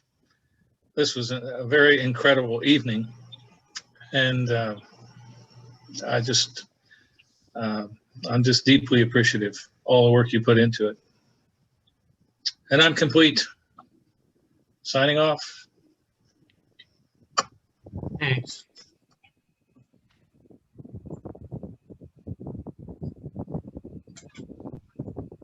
Okay, David. Yes, sir. What would you like us to talk about?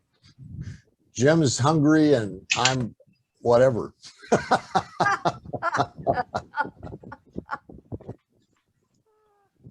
You want to do anything else, Jim? I think I'm good. We should probably chat tomorrow about what sending out a follow-up email and see if there's anybody that's interested in editing this video. Or and I don't think it'd hurt to send that link to the journal out to people, and maybe we'll get some. Yeah, except somebody deleted the whole thing today. Somebody way over the comment and deleted the whole thing. There's that. What? Otherwise, there's no problem sending that link out. No, I love your humor. I think we could send it. Maybe what I'll do is put together a little simple 3-question sort of survey monkey for everybody that would capture some of these insights and stuff. And that can be pulled together easily into getting everybody's insights out and what's there rather than just trying to remember what happened in the small groups. I tend to not want to do mass emails of things like the journal. In other words, specifically the group that was there created it, that other people who come join and then are part of the group will be linked into it. But I would tend not to just automatically look at the 80 people that came and say they get the link.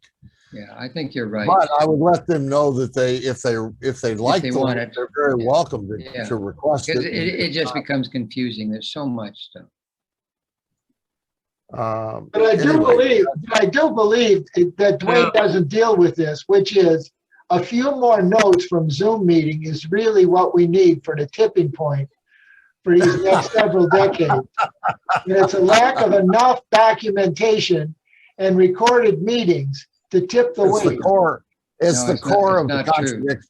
It's not true. It's not true. It happens Let automatically. me just say this, Larry. Yeah. I was in group 9.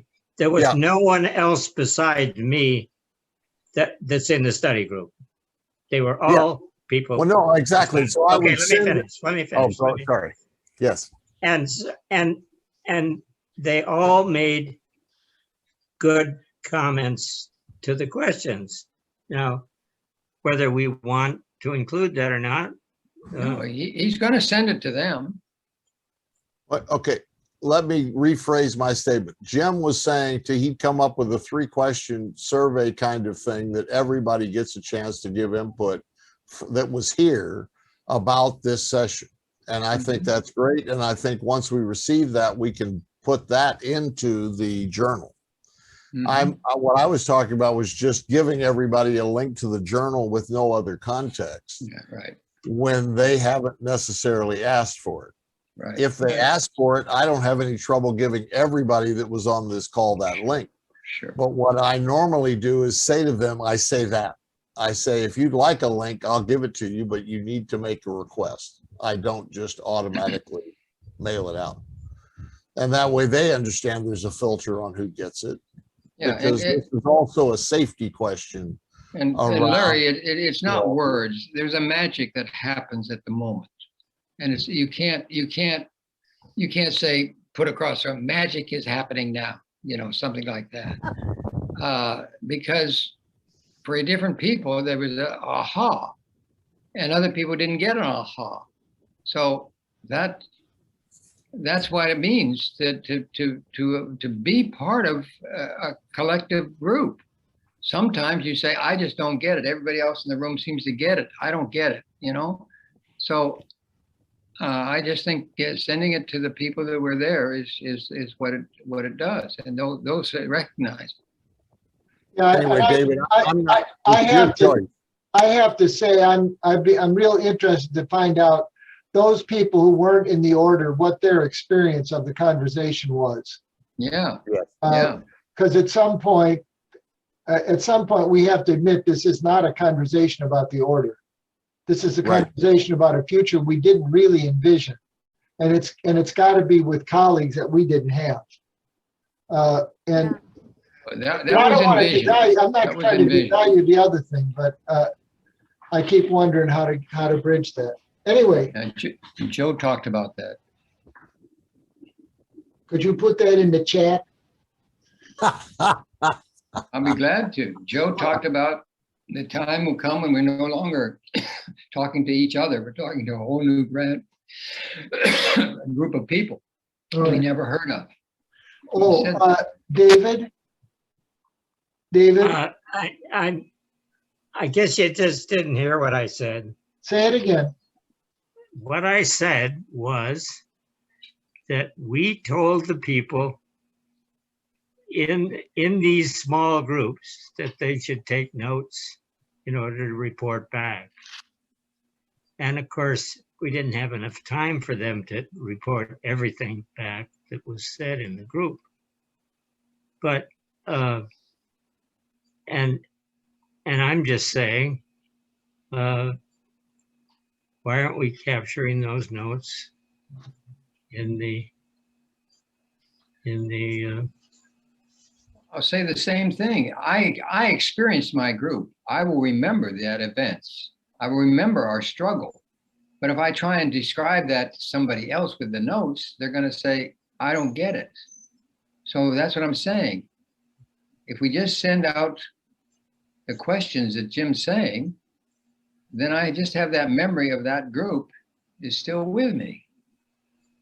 And if you see the memories of my group, you're going to say, I don't get it.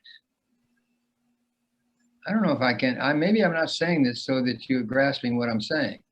No, I hear what you're saying but I also hear what David's saying. I think making the request to people that we ask them to make notes, and therefore those that made notes, we want to know, let them know that we want to receive those notes so that they're not. Yeah, but you're asking them, then they really need to elaborate on them a little bit more. Whatever Yeah, I mean, choose if you want to do whatever they that and choose to say, share back. the reason this came up was blah, blah, blah, blah, and it was really a great discussion because of X, that would be fine. Somebody could say, okay, I was, you know, I was in that group then, you know, sort of. But if they just put their notes and they don't, I mean, that's asking for those people who volunteered to report, you're giving them an assignment. Please elaborate a little bit more on what you wrote down. That's all. All right, I've got it. I'll figure that out. One other thing, David, I'd like, maybe Evelyn, because you're a leader. I spoke with Colleen today, and I set up a time next week, or not next week, just a second, let me see. I set up a time on Wednesday to go through session 3 with her. So I was thinking to mention that to the study leaders. If any of them are available, maybe they could sit in on that. Because this is kind of, these next 2 chapters, 3 and 4, is where we're getting into the depth. What Does that time? make sense? It's 3 p.m. Arizona time, which is 3 p.m. San Francisco time. Well, no, it's because it would be Los Angeles time, because that's what Phoenix is right now. So it's 5 p.m. in Chicago. It's 6 a.m. here. Okay, 6 a.m. Yeah, I could probably do that on Wednesday. I'll send out a note then on that. So it'll be 6 p.m. on, no, I can't do that. No, it's 6 a.m. for you, Evelyn. It's 6 a.m. for you, not 6 p.m. But on what day? Wednesday. The next day, Not Thursday. Wednesday. Thursday. 6 a.m. Thursday morning. Okay, got it. It's the next day for you, but it's 6 a.m. the next day. All right, I need to go. I will see you. Thank you for working so hard, guys, and I will eventually see you again. Oh, and Elfrida and Joyce Bonneville, we're sort of also leaders. Yeah. I'll send out a note. Thank you all. Okay, thank you. Thank you.